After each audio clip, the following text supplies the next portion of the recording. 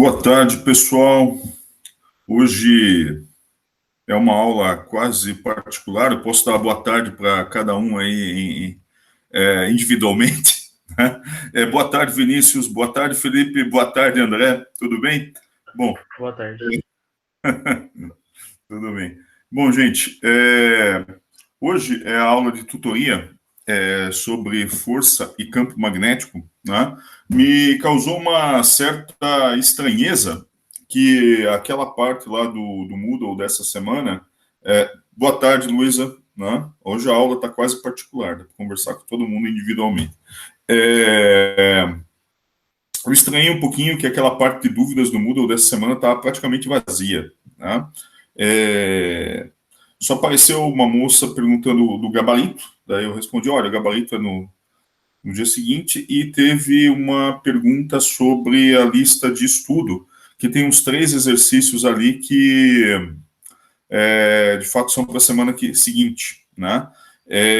O que acontece é que na forma tradicional dessa disciplina, na forma tradicional que ela é dada, a lei de Ampère, lei de Biot-Savart, era dada na mesma semana. Claro, tinha muito mais tempo de aula, né? Tinha 4 horas de aula presencial, então isso era dado na mesma semana.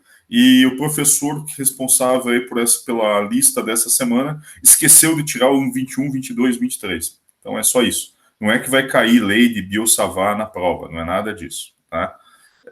Antes de abrir para dúvidas para vocês, eu achei interessante hoje a gente dar uma olhada ali na lista de estudo, e na lista de estudo, na lista de revisão, e dar uma olhadinha na lista extra, para ver se vocês têm alguma dúvida sobre essas listas, que basicamente são problemas do mesmo nível da lista extra que vão tá na prova. Né? Então, esperem aí que vai ter alguma coisa de circuito, né? Nada do outro mundo. Né?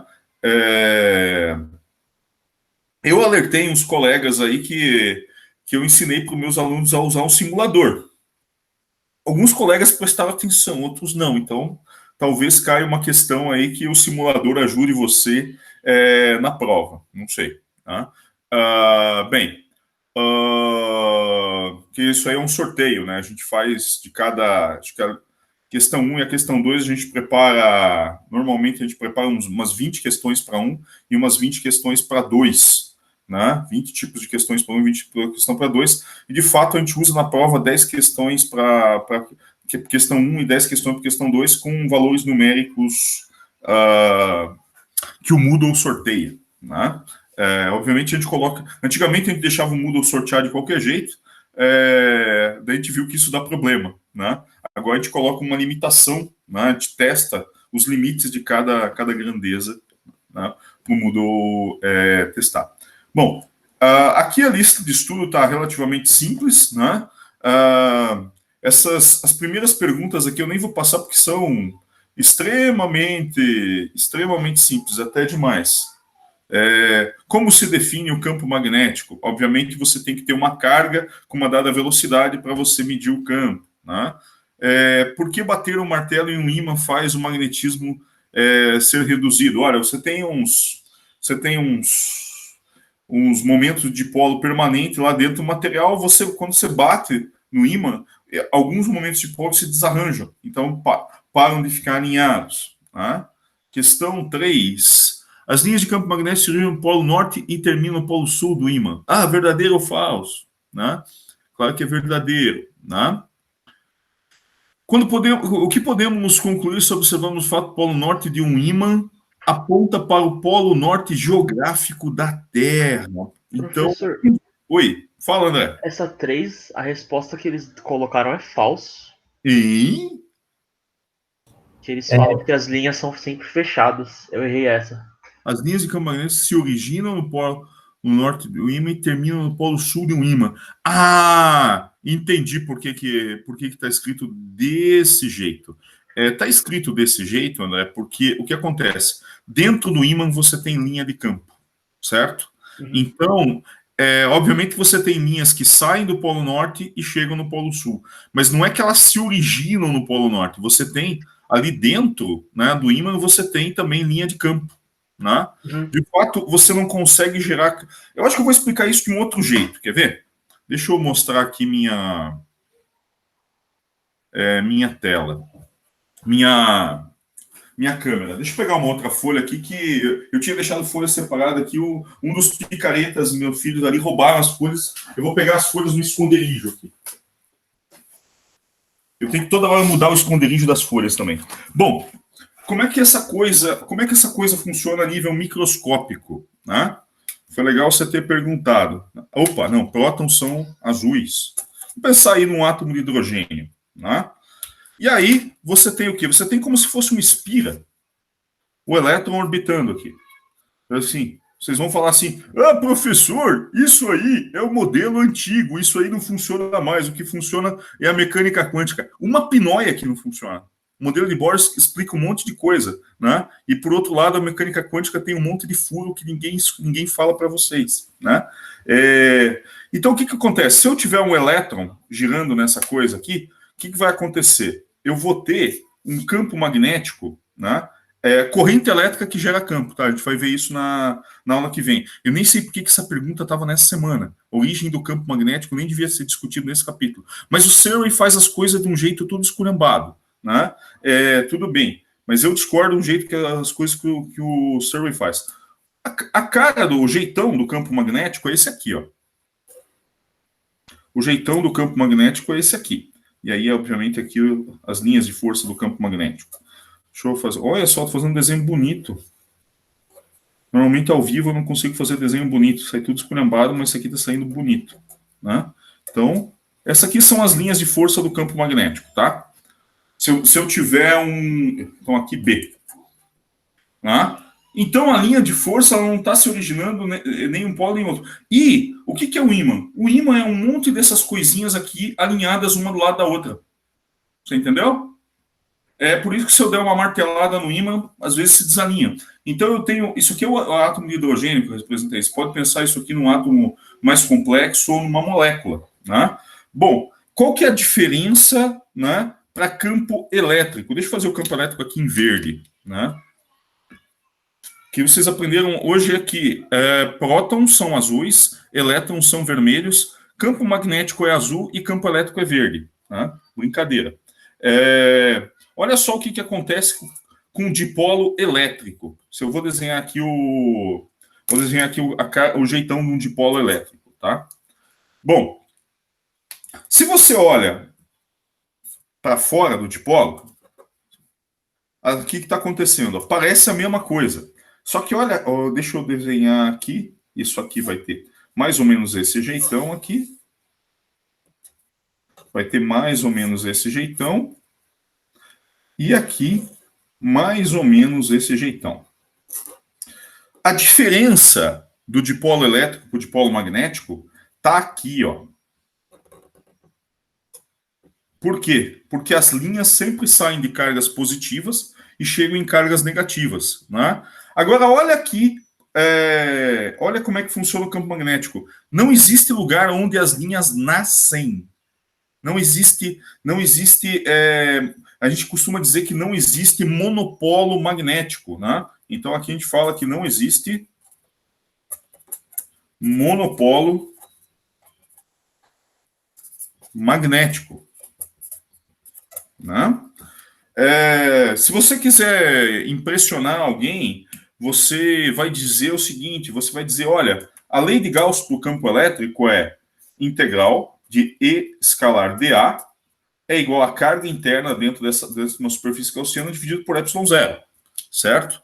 Então, tem uma maneira bonita de escrever isso aqui, que é o seguinte, se eu fizer o limite de uma superfície tender a zero, eu vou dizer que o divergente de E é igual a ρ. Isso aqui é pontual, certo?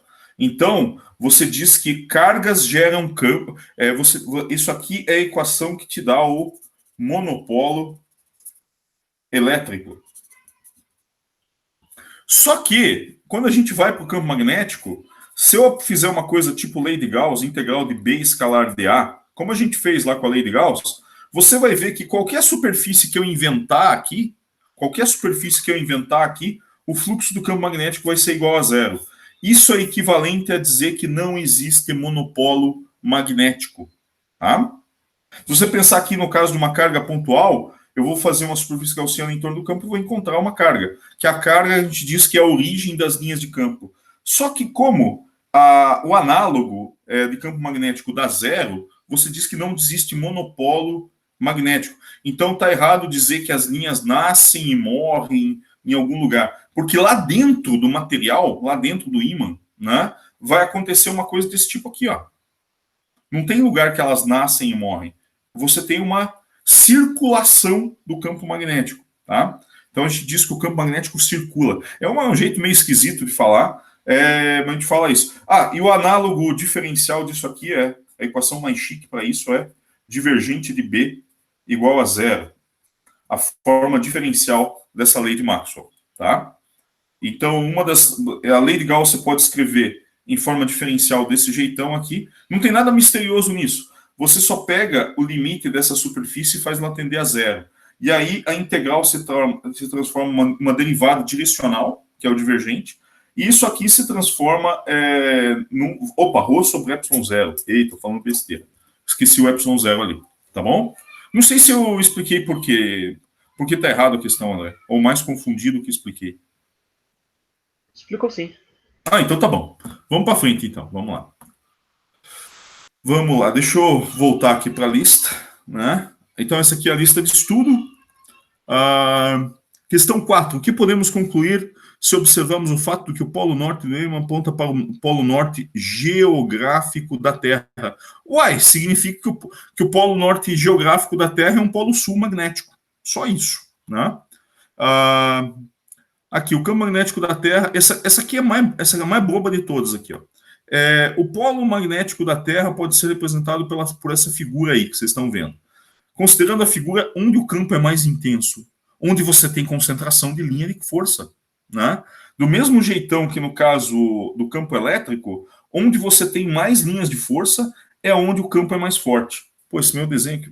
vocês não estão vendo meu desenho, mas tudo bem. Tá? Então, obviamente, a concentração de campo magnético ocorre nos polos, né, e não no Equador. Vamos lá, então. Essa questão aqui é interessante, ó. Dá para ver ela aqui. Ó.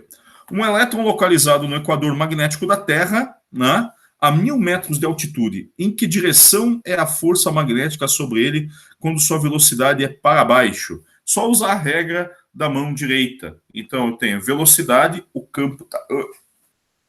Você faz aqui assim, velocidade, é só usar aquela figura ali de cima. Velocidade, campo, velocidade, campo, vai estar apontando. Se fosse carga positiva, apontaria para o leste, mas como é carga negativa, vai apontar para o oeste. Né?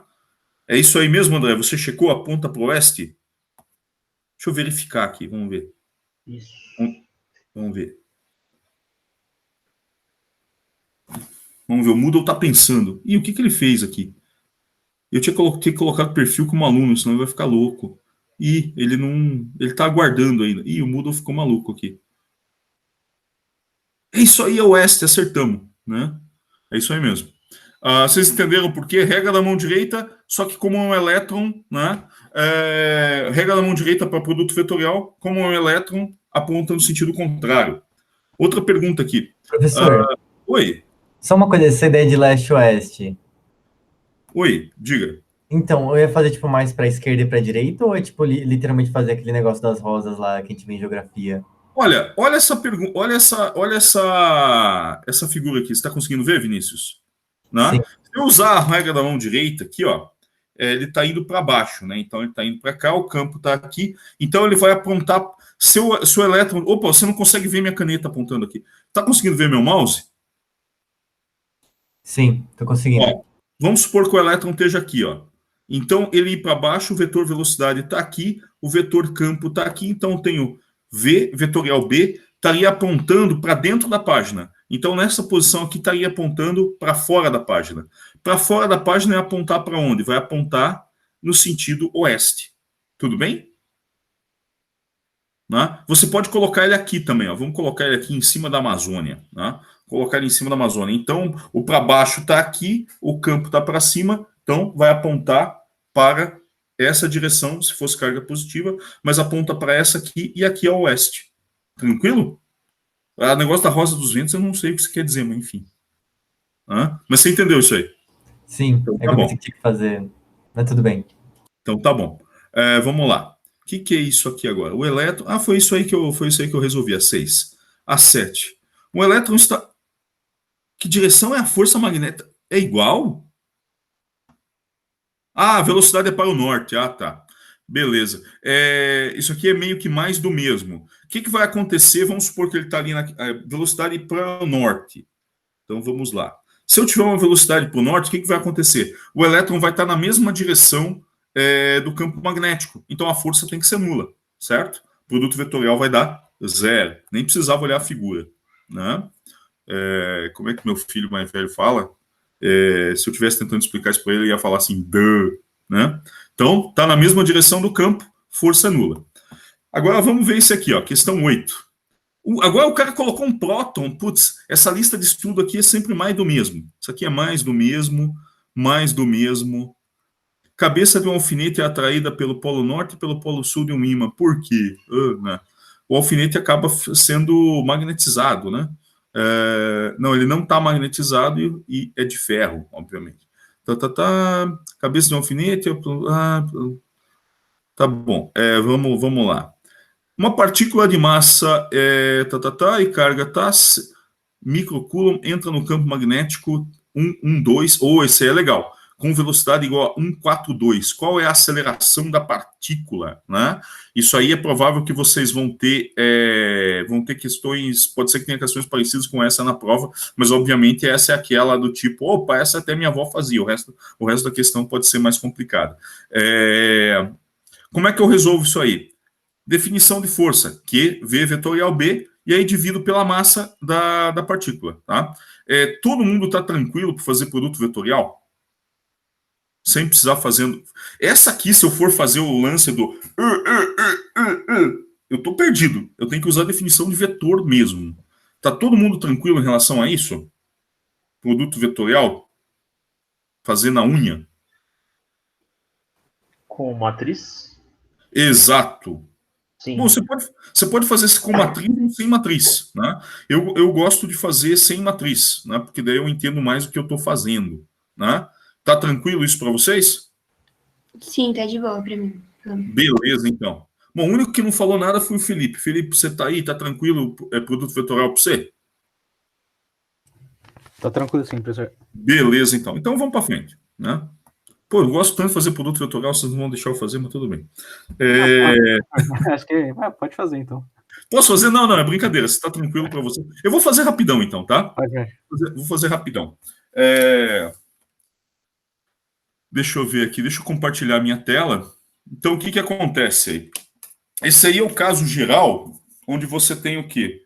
Você tem uma velocidade da partícula, Vxi, mais Vyj, mais Vz na direção K. É absolutamente geral, tá? Deixa eu alinhar melhor essa coisa. Tá? E você também tem o campo mais geral possível. B igual a Bxi, mais Byj, mais Bz na direção K. Né? Como é que você faz o produto vetorial dessa coisa? Né? A força vai ser igual a carga V vetorial B. Você pode usar, você tem duas possibilidades. Uma, você usa a parte do determinante, você faz esse determinante aqui, IJK, daí Vx, Vy, Vz, e aqui Bx, By, Bz. Né? E aí, como é que você faz esse determinante? O que você tem em I? O que você tem em I? Você tem isso aqui menos isso aqui, certo? O que você tem em J? J você tem... Opa! J você tem esse aqui. Peraí, não, esse é o K. Menos isso aqui, certo? Em J você tem o VZBX menos VXBZ, né? Essa é a forma tradicional. Mas da onde vem essa coisa? Da onde vem essa coisa? Opa, eita! Caiu o celular aqui. Opa. Da onde vem essa coisa? Essa coisa vem da definição de produto vetorial, né? E lembrando que você pode fazer V vetorial B termo a termo. Por exemplo, quanto dá? Quando você fizer termo a termo, você vai fazer I vetorial com I. Dá quanto, pessoal? 0. 0. I vetorial com J. K. K. E agora, I vetorial com K. Agora peguei vocês. Menos J. J. Menos J. Né? Menos J, porque se você usar a regra da mão direita, vai estar apontando para o sentido negativo do eixo Z. Né? Para lembrar disso, eu sempre faço isso aqui. Ó. IJ da K. IJ. Opa, peraí. IJ da K e daí K com I da J. Eu faço isso aqui. Né? Então, se eu multiplicar I com J da K, se eu multiplicar K com I da J. Agora, se eu fizer o inverso, se eu multiplicar K com J, vai dar menos I. Se eu multiplicar J com I, vai dar menos K. E assim por diante. Se você fizer isso aqui, você não esquece. Tá? Só um macetezinho. Tá? Vamos voltar lá para a lista, então, de vocês. Tranquilo, pessoal? Tudo bem. Quem sabe produto vetorial e viu eu explicar isso aí, lembre-se que Enrico Fermi falava sempre o seguinte: nunca despreze o prazer de aprender de novo algo que você já sabe. Tá? Então vamos lá. Então esse aqui é trivial para vocês. Uma partícula carregada se move num círculo em um plano paralelo ao campo magnético. Que frase melhor descreve o trabalho que o campo faz? O que vocês acham aí?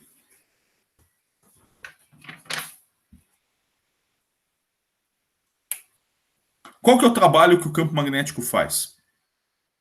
A força magnética ela é sempre perpendicular à velocidade da partícula.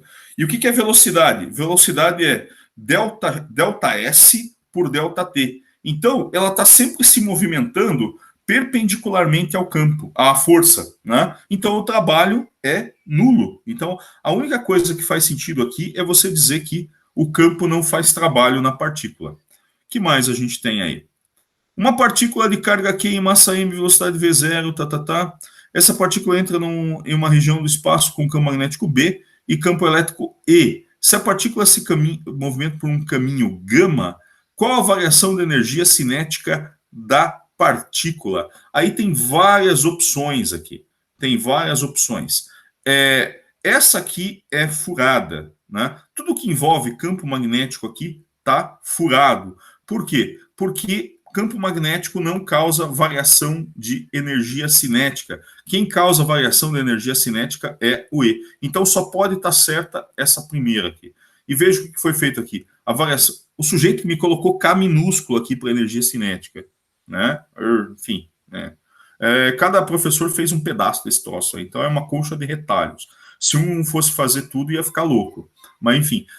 Então aqui você tem a carga, né? E vezes integral de E escalar. O que é a carga vezes o campo elétrico? Carga vezes campo elétrico é a força elétrica. Então eu tenho aí um F escalar ds. Ele chamou ds de dl. Então isso aí é definição de trabalho. Então, evidentemente, a variação da energia cinética é igual ao trabalho realizado no percurso. Tudo bem, pessoal? Tranquilo? Então tá bom. Bom, o que mais fala? Explique por que não é possível determinar a carga e a massa de uma partícula carregada separadamente por meios de forças elétricas e magnéticas. Não é possível determinar a carga e a massa de uma partícula carregada separadamente por meio de forças elétricas e magnéticas. Bom, você pode ter um seletor de velocidade, certo? Se você fizer um seletor de velocidade, você vai conseguir determinar a velocidade dessa partícula. Aí, sabendo a velocidade, né, carregada separadamente. Eu acho que se eu usar só força elétrica ou só força magnética, eu não consigo determinar. Mas se eu usar uma mescla das duas, é possível determinar, sim. Né? Separadamente. Eu acho que ele quer dizer por separadamente é se eu usar ou só força elétrica ou só força magnética. Essa é a minha interpretação da questão. Vocês interpretam de outra forma?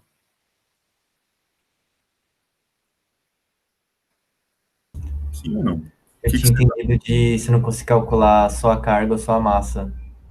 Porque uma sempre ia estar a função da outra. Ah, entendi. Pode ter essa interpretação também. Pode ter essa interpretação também. Mas você pode ter um experimento, quer ver? Você pode ter um experimento em que eu acelero a partícula e aí eu vou ter uma velocidade que eu consigo medir. E aí, se eu sei a carga dela, eu determino a massa. Se eu sei a massa, eu determino... realmente você tem razão. Agora, com força magnética é exatamente a mesma coisa. Mas você consegue fazer uma combinação, eu garanto para vocês que você consegue determinar as duas coisas. Tá? Mas vai ter que ser uma combinação, um experimento que tem uma combinação. Aqui, ó. O Sol constantemente lança partículas carregadas, prótons e elétrons no espaço. Esse fenômeno é chamado vento solar. Quando essas partículas carregadas atingem a atmosfera da Terra, elas ionizam moléculas de nitrogênio e oxigênio, produzindo transições eletrônicas que emitem luz. A isso a gente chama de aurora. Usando a força de Lorentz, deu uma explicação qualitativa para a formação de auroras. Né? Isso aí é uma questão bem qualitativa mesmo. Né? Quando você está quando você está perto do Polo Norte ou perto do Polo Sul, você tem uma intensidade de campo magnético e na vertical. Se vocês olharem aqui você tem campo magnético se a gente olhar aquela figurinha do campo magnético terrestre, deixa eu voltar aqui. Se você olhar, eu tenho campo magnético praticamente vertical aqui no Polo Norte e no Polo Sul. Né? E aí o que vai acontecer com uma partícula carregada que está vindo do Sol? O que vai acontecer com uma partícula carregada que está vindo do Sol é o seguinte: ela vai sofrer se eu não estou no polo, ela vai sofrer uma força ou para um lado ou para o outro. Aqui no polo, o que vai acontecer? Se você pensar no sistema da partícula aqui, o que vai acontecer? Ela vai tender a fazer uma órbita ali, a partícula carregada. E nessa órbita ela vai colidir com átomos da atmosfera e vai emitir luz. Tá? Então, essa aurora aparece aqui porque aqui eu consigo ter órbitas circulares dessas partículas que vêm do Sol. Aqui não. Aqui o que vai acontecer? Aqui a intensidade do campo é baixa, né? Inclusive esse desenho aqui está mal desenhado pra caramba. Aqui a distância entre as linhas fora dos polos tinha que estar bem maior do que aqui. Parece que está meio espremido esse desenho aqui. Né? Esse desenho aqui não está muito bem feito. Mas a intensidade do campo aqui e aqui é muito menor. E aqui, se a partícula fizer uma órbita circular, na Terra você não consegue enxergar. E aqui o que acontece é que elas passam aqui perto do polo e você consegue enxergar muito bem essas órbitas que formam a aurora boreal. Tá certo, pessoal? Tranquilo? Então tá bom. Vamos para frente, então. Peraí. Tá aqui a aurora boreal, blá, blá, blá. Aqui, quando uma partícula de massa m e velocidade q entra em uma região de campo magnético B, sua aceleração, obviamente, q vetorial b, onde v é a velocidade da componente perpendicular. Esse tipo de movimento é chamado movimento helicoidal. Deixa eu ver aqui. Se o campo magnético B for igual a alfa x aumentar de intensidade ao longo do eixo x, o movimento deixa de ser helicoidal. O que acontece com o raio da órbita e a frequência angular, pessoal? Então a partícula está se movendo aqui no eixo x, mas ela tem uma componente perpendicular ao eixo x. Isso faz, se o campo fosse uniforme, você tem uma helicoidal bonitinha. O raio dela é determinado pela intensidade do campo. Então o que vocês acham que vai acontecer aí?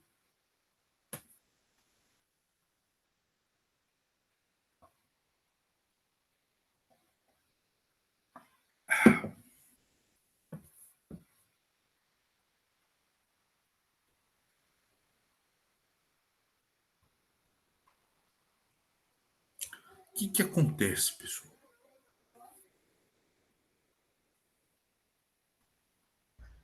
Eu lembro que tinha uma fórmula. Você lembra que tinha uma fórmula? Esqueça a fórmula. O que acontece? Eu só lembro da fórmula, que o campo magnético estava inversamente proporcional ao raio. Então, eu acho R que... igual a... Mas tá aí você vai raciocinar por fórmula. Não é muito legal raciocinar por fórmula. Né? Se eu aplico um campo magnético, que vamos pensar na direção perpendicular, eu vou ter uma órbita. Quanto mais forte for o campo magnético, o que vai acontecer? Menor vai ser esse raio, tá? Que mais forte vai ser a força centrípeta. O campo magnético não vai alterar a velocidade, né? O módulo da velocidade. O que ele vai fazer vai confinar mais a partícula. Então, quanto maior for o campo magnético, menor vai ser o raio. Então, o que eu espero disso aí? Eu espero isso aí, como o campo magnético está aumentando, eu espero que o movimento seja uma helicoidal em que o raio vai diminuindo. Tá bom? Tranquilo? Deu para entender, André? Você pode raciocinar com a equação também, tá? Mas é melhor raciocinar fisicamente. Certo, deu para entender sim. Beleza, então. Pergunta o raio da órbita e a frequência angular. A frequência a gente tem que pensar um pouquinho, porque o que vai acontecer? O raio vai diminuir, mas a velocidade vai permanecer a mesma. Se o raio diminui e a velocidade permanece a mesma, o que significa que o período, né, para ele fazer uma órbita vai diminuir. Então, o que a gente espera? A gente espera que o raio diminua e que a frequência aumente, tá certo? A frequência vai aumentar e o raio vai diminuir, porque a frequência está relacionada diretamente com o campo, tá? Você pode pensar em equações também, mas não precisa. Vamos lá. Então a resposta aqui é: o raio diminui e a frequência aumenta. Cadê aqui? O raio diminui e a frequência aumenta. Primeira opção. A partir da definição de corrente que você aprendeu, demonstra que a força magnética sobre um fio. Isso aí a gente fez em aula e está feito também naqueles videozinhos do Moodle. 4 fios transportando corrente. Isso aqui é legal. Se um campo magnético é aplicado para dentro da página, né, ou seja, para dentro da tela minha e de vocês, determine qual é a direção das forças em cada fio, né, e suas intensidades relativas, que chamam de força F sobre o fio D. Fio D. O fio tem comprimento D. Acho que deve ser isso aí. Deixa eu ver aqui. 3 fios transportando corrente. Mas vamos ver que maluco que é isso aí. Ó. Aqui eu tenho, parece que 3 prótons indo para cá, um elétron indo para cá. Então, efetivamente, eu tenho uma corrente indo para esse lado. Né? Aqui eu tenho uma corrente efetiva indo para esse lado. Aqui a corrente é nula e aqui a corrente é no sentido oposto. Né? Então, o que vai acontecer? Se eu tenho um campo entrando na página, deixa eu ver se é isso que ele fala. Exato, um campo entrando na página, o que vai acontecer? Eu tenho V para cá, B, então aqui eu vou ter uma força para cima, aqui eu vou ter uma força para baixo, aqui a força é nula, e aqui a força vai ser equivalente a essa aqui, porque, aqui eu tenho elétrons indo para esse lado, ou seja, eu tenho uma corrente elétrica efetiva indo para o lado de cá. Tudo bem, pessoal? Tranquilo isso aí? Então tá bom. Vamos ver mais coisas aqui. Eu acho que essa aqui é a última aqui. Se um condutor carregando, nessa lista, carregando corrente não tem nenhuma força magnética atuando sobre ele, quando colocado em um campo magnético constante... Condutor carregando corrente não tem nenhuma força magnética atuando sobre ele, quando colocado em um campo magnético constante.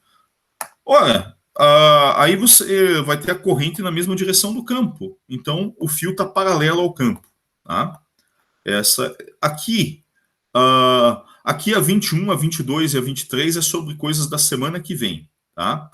A 24 é uma coisa que a gente colocou lá na lista extra, né? Como é que é essa história aqui? Você tem um fio, né? Você tem um fio suspenso, você tem um condutor suspenso por 2 fios na ponta e tem uma corrente atravessando ele, né? Você supõe que ele tem um comprimento L e uma massa M, tá? E aí o que vai acontecer? Você vai encontrar uma corrente que vai depender dessa massa pelo comprimento, né, e do campo. E aí você encontra rapidamente isso aqui. Você iguala o módulo da força magnética com a força gravitacional, mg, e você mata a questão rapidinho. Né? Eu que fiz o gabarito, o Breno inventou aquela lista, a toque de caixa, aquela lista extra, e eu resolvi aquela lista extra, toque de caixa, mas lá na lista extra eu considerei G igual a 9,8, não G igual a 10. Então, por isso, na lista extra, a resposta está um pouquinho diferente disso aqui. Tá? Acho que 109 miliamperes, um negócio assim. Ô, professor, esse eu tive um pouco de dificuldade para fazer na lista. Eu não sei se eu entendi. Vamos lá, então. Legal. Não, ter dificuldade é legal. Vamos lá. A gente fala sobre isso aí, tá? Já falei para vocês, né, que uma vez que eu fui para um congresso internacional, o cara que mais perguntava nos seminários, e até pergunta que a gente sabia, que eu, como aluno doutorado, sabia a resposta, o cara era um prêmio Nobel, né? E eu fui todo engravatado na conferência, acharam que eu era o garçom. Estava todo mundo bermuda e camiseta, mas vamos lá. deixa eu mostrar a minha página para vocês. Vamos lá, então, Luísa. Então, eu tenho um fio condutor aqui. O fio condutor, ele é laranja, para dizer que é cobre. Então, temos lá um fio e eu tenho um campo magnético apontando para onde aqui? Deixa eu só ver para onde ele está apontando, que eu não lembro. Ele tem um campo magnético para dentro da página. Então, eu tenho aqui uma situação em que eu tenho um campo magnético B para dentro da página, certo? E está dizendo que essa coisa aqui está suspensa por fios. Está dizendo que está suspensa por fios. Eu suponho que esse cara tem uma massa M e um comprimento L.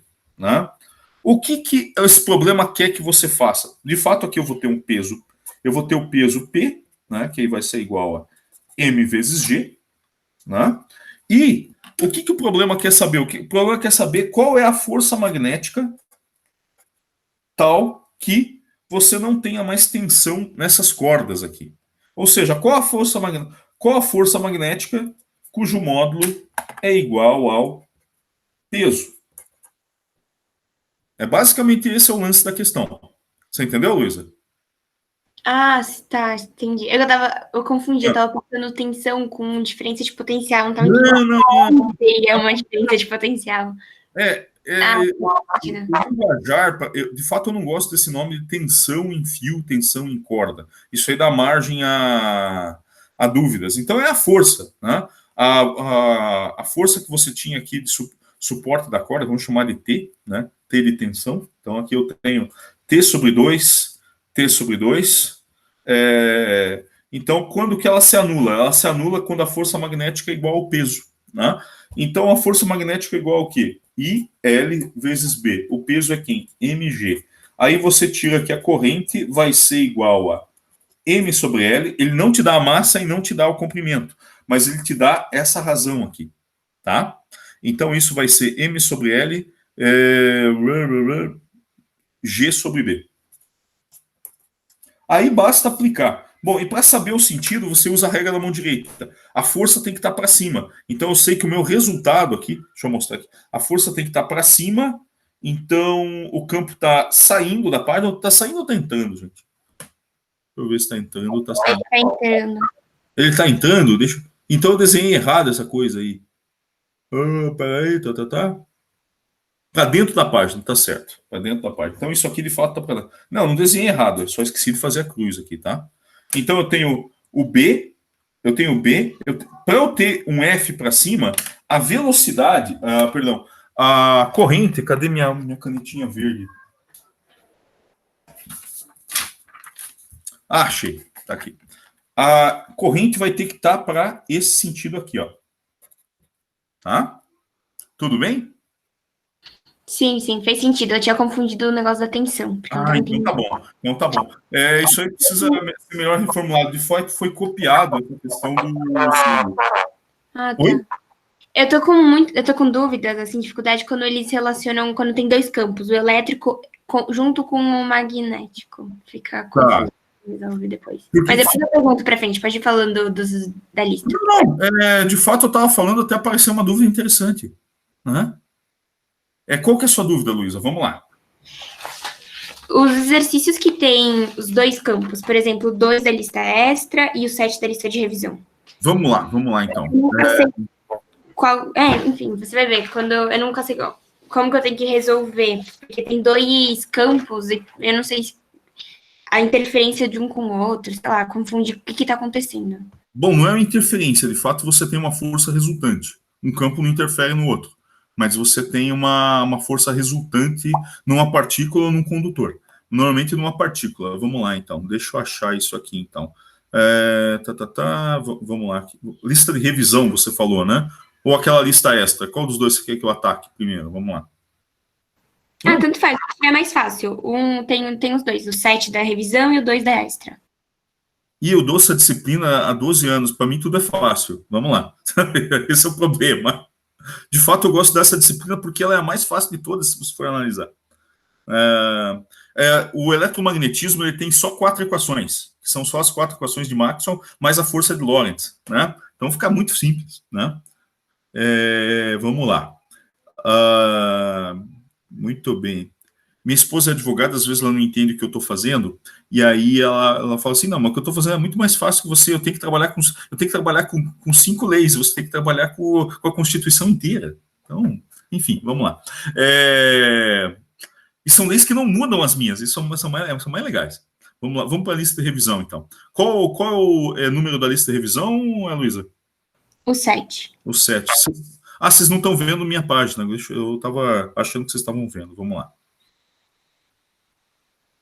Deixa eu achar aqui o 7. Vamos lá. Os 3 primeiros é só aquela história lá que eu comentei na aula passada, que é de... Qual que é o nome mesmo? Ciclotron. Esse a gente comentou na aula passada. Então vamos lá. Um próton move-se num campo magnético uniforme na direção X. Em T igual a 0, o próton tem velocidade com componentes Vx, Vy e Vz. Além disso, há um campo elétrico uniforme na direção X com intensidade Em T igual a T sobre 2, onde T é o período do movimento circular uniforme do próton, qual o deslocamento do próton? Qual o deslocamento do próton em metros ao longo do eixo X? Bom, primeiro a gente tem que desenhar essa coisa aqui. Né? Deixa eu desenhar aqui. Deixa eu colocar isso aqui num outro. Deixa eu colocar isso aqui e... Opa, onde é que eu pus? Ah, tá aqui. Coloquei numa outra guia para eu conseguir ver as duas coisas ao mesmo tempo. Senão eu não vejo o que vocês estão vendo aqui. Primeiro eu vou desenhar esse problema. Primeira coisa, né? Tá parecendo confuso demais, mas não é. Então, primeiro, antes de desenhar, a gente escreve qual que é o problema. Então, eu tenho um campo B, que ele é uniforme, e ele está só na direção X. Então, ele é um B0 na direção Y. Tá? Depois, eu tenho um campo elétrico, um campo elétrico também só na direção X. Olha que legal. Eu tenho um campo elétrico que está só na direção X. E0 na direção Y. Então, os campos estão paralelos um ao outro. Aqui eu tenho o B e aqui eu tenho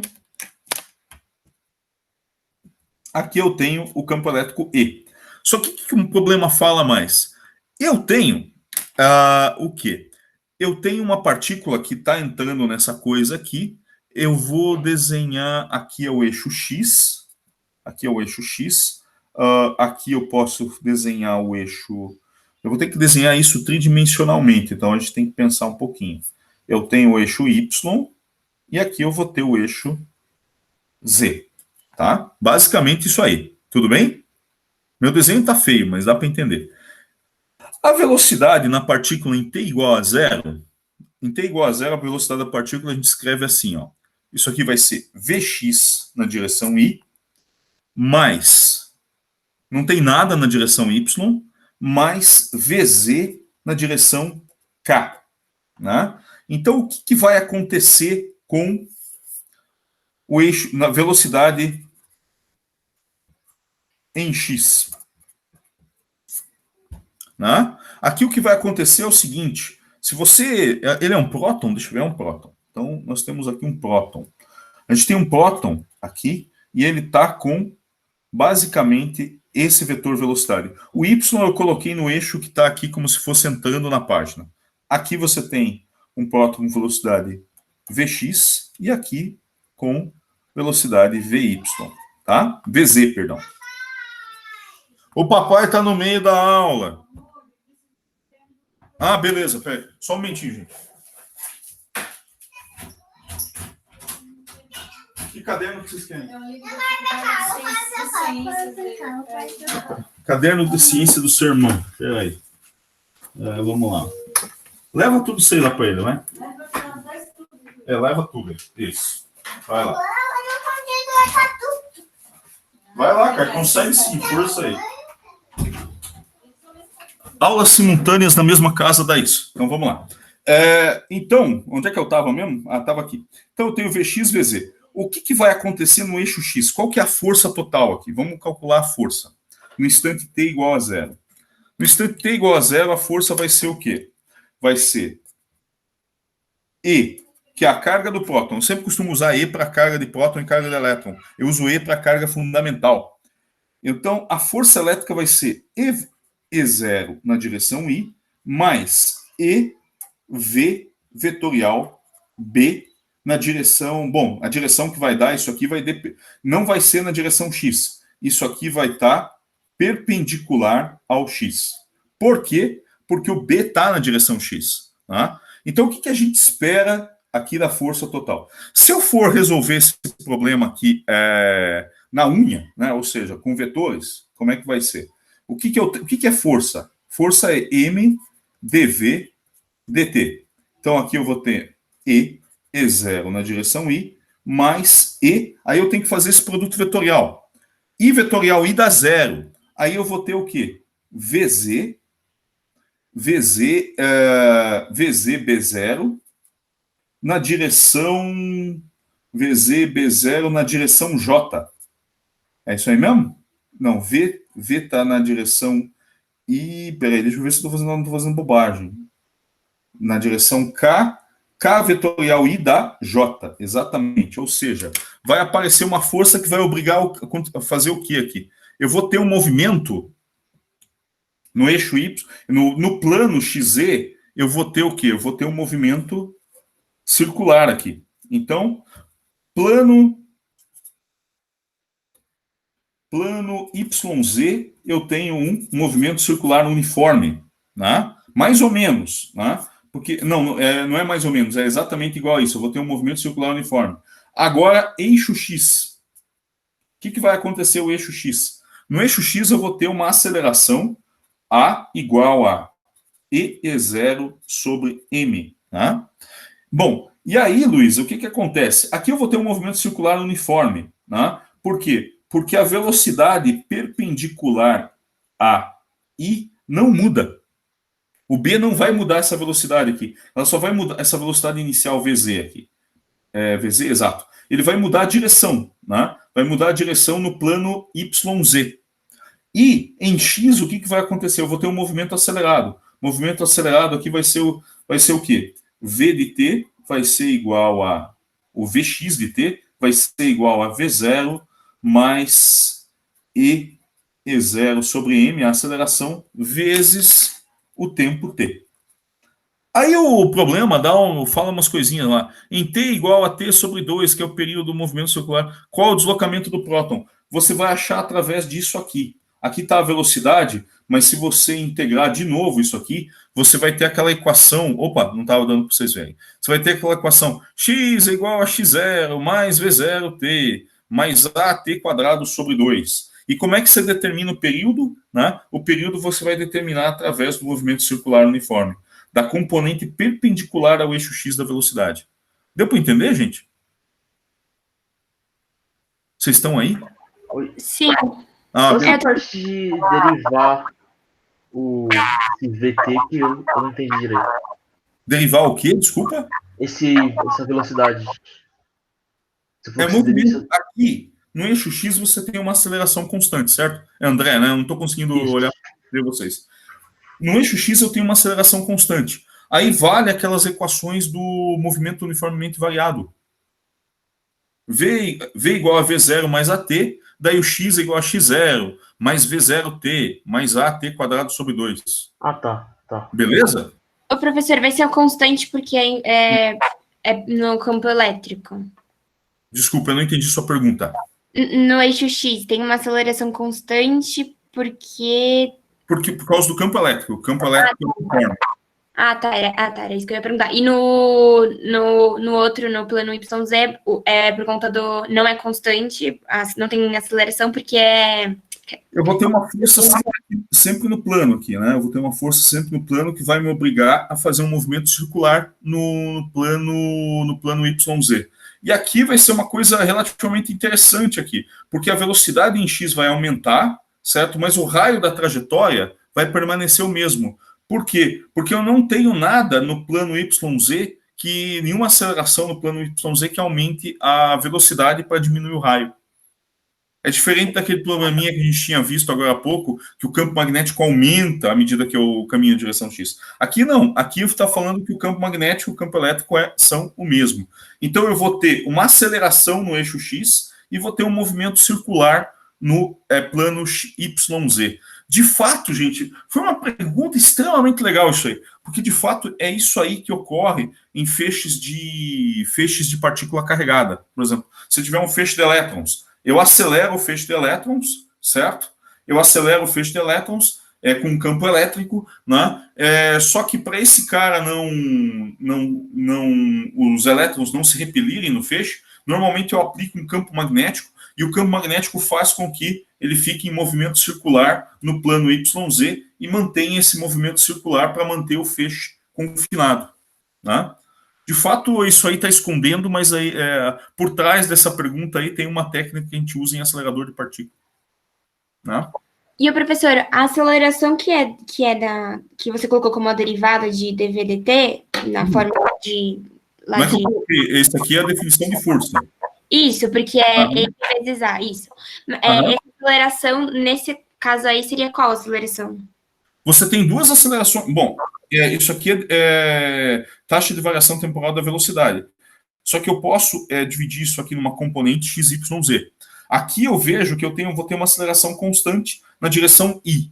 Aqui, o que vai acontecer? Essa aceleração aqui, em J, ela vai mudar com o tempo, porque essa aceleração, você vai mudar a direção da velocidade, né? E à medida que a partícula for caminhando, eu vou mudar a direção dessa força. Mas isso aqui no plano YZ. Essa aqui. Isso aqui é só no movimento, só no instante t igual a 0, tá? Foi uma análise feita só para o instante t igual a 0.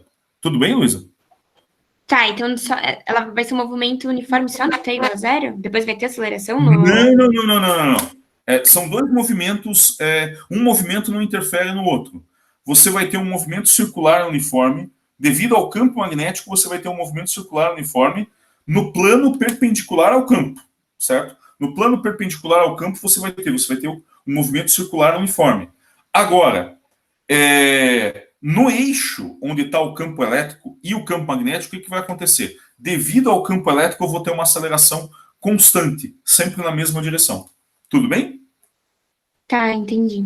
Você de fato tem que aprender a quebrar o movimento em dois, né? Quando você tem campo elétrico, campo magnético, tá? Você tem que pensar o que o campo elétrico faz, o que o campo magnético faz, né? E a grande dica é: campo magnético não muda velocidade da partícula, tá? O que muda a velocidade da partícula é o campo elétrico. Velocidade, eu digo módulo. O que muda a energia cinética é o elétrico. Um ruído maluco. Tá, mas eu acho que eu não entendi ainda o que é a diferencial da velocidade do lado esquerdo. Entendi sua dúvida. Tá. Vamos pegar uma outra página aqui. Quando eu tenho uma partícula com massa m, sei lá, seja ela carregada ou não, né? Então eu tenho aqui uma partícula com massa m. E tem uma força sendo exercida nela, né? Por definição, a força, o que ela é? É taxa de variação de momento. Né? Mas o que é momento? Se eu tenho só uma partícula, o momento é massa vezes velocidade, certo? Se eu não estou perdendo massa, se eu não estou num foguete, por exemplo, num foguete, de fato, você tem massa indo para um lado e o foguete indo para o outro. Mas se eu estou numa partícula, esse m sai para fora da derivada, então a força vai ser o quê? M dV dt. Quem é esse dV dt? Primeiro, quem é V? V eu posso escrever de forma geral como Vxi mais Vyj mais Vz na direção K. Se eu não estou perto de um buraco negro, eu não mexo no espaço-tempo. Então eu não mexo no I, no J e no K. A minha derivada não vai afetar os versores I, J, K. Né? Então o que vai acontecer? Então eu tenho aqui M. Essa derivada aqui vai ser, como é que vocês chamam distributiva essas propriedades? Aí eu esqueço o nome das coisas. Dvx dt mais, na direção I, opa, agora escrevi feio aí. Isso aqui é a direção I. Mais dvy dt na direção J, mais dvz dt na direção K. Certo? São as componentes, Luísa. Tudo bem? Sim, sim. Tranquilo? Normalmente... Oi, diga. Não, eu ia perguntar, isso seria a aceleração em cada eixo? Exatamente, aceleração em cada eixo. Tá bom? Tá, então na hora de resolver o exercício, assim, eu vou substituir pela aceleração que tem em cada eixo?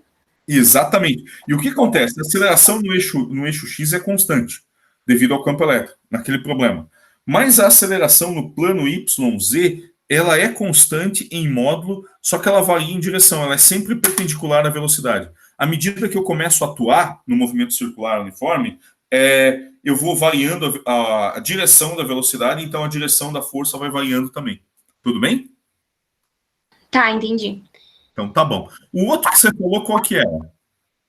É o 2, da lista extra. Ah, lista extra. Vamos lá. Ah, o 2 da lista extra, deixa eu ver aqui. Onde é que tá? Deixa eu achar primeiro aqui. Cadê os negócios? Eu me perco. Deixa eu ver o que eu tô fazendo aqui. Onde é que tá a lista extra? Pera aí, gente. Eu já me acho aqui. Eu fechei? Caramba, eu acho que eu fechei. Não, tá aqui, ó. Tá aqui. Eu tô com um monte de janela aberta aqui, tô meio perdido. Tá, vamos lá para a lista extra, então. Deixa eu compartilhar essa tela aqui com vocês. Jogar isso aqui para o lado. Vocês sumiram aqui, deixa eu achar vocês. Pô, tava precisando de vários monitores, viu? Tá, vamos lá. Um monitor só tá pouquinho, né? Então vamos voltar lá para a lista extra. Vocês estão vendo essa página aqui. Gente, vocês estavam vendo minha folha de papel? Uma dúvida que eu estava... tá. Então, tá bom. Deixa eu ver aqui. Força e campo magnético. Vamos lá para a lista extra, então.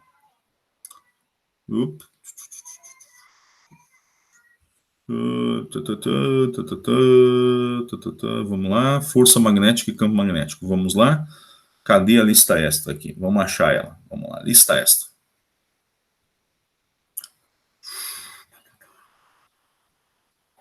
Tinha que vir com manivela esses computadores. Legal. Esse aqui é um probleminha legal. Esse é um problema diferente, Luísa. Esse aqui é o seguinte, isso aqui é um seletor de velocidade, tá? Já sei qual é a sua dúvida. O que acontece aqui? Nesse ponto aqui, você percebeu que a força elétrica e a força magnética estavam em planos diferentes. Em eixos diferentes. A força elétrica, naquele problema que a gente resolveu, estava no eixo X, e a força magnética estava no plano YZ. Tá? Então, elas estavam em planos diferentes.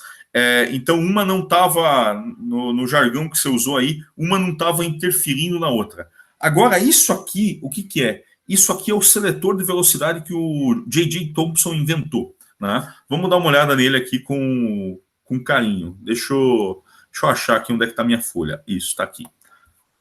Aqui o que você tem é outra coisa. O campo está entrando, né, pessoal? O campo magnético está entrando. Então, aqui eu tenho o campo magnético entrando.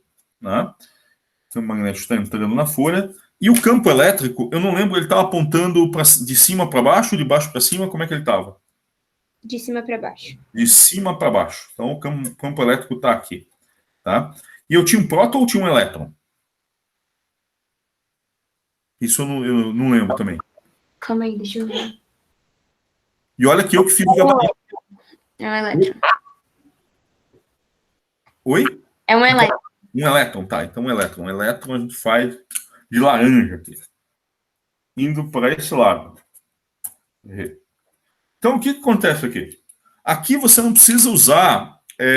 você pode usar aquilo que você aprendeu na escolinha. Para onde está apontando a força elétrica vai estar apontando para cá. Certo? E a força elétrica, o que ela é? Vai ser menos E vezes o campo elétrico. Menos a carga fundamental vezes o campo elétrico. Tá? Agora, o campo magnético, V, usar a regra na mão direita. Força magnética está apontando para baixo. Então, aqui eu tenho um FB. Tá? Que vai ser igual ao quê? Menos E, V, vetorial B. Só que está tudo perpendicular a tudo aqui, percebeu, Luísa? A força está perpendicular aqui, a velocidade está perpendicular à força elétrica. O que acontece? Nesse caso específico aqui, isso é chamado de seletor de velocidade. Né?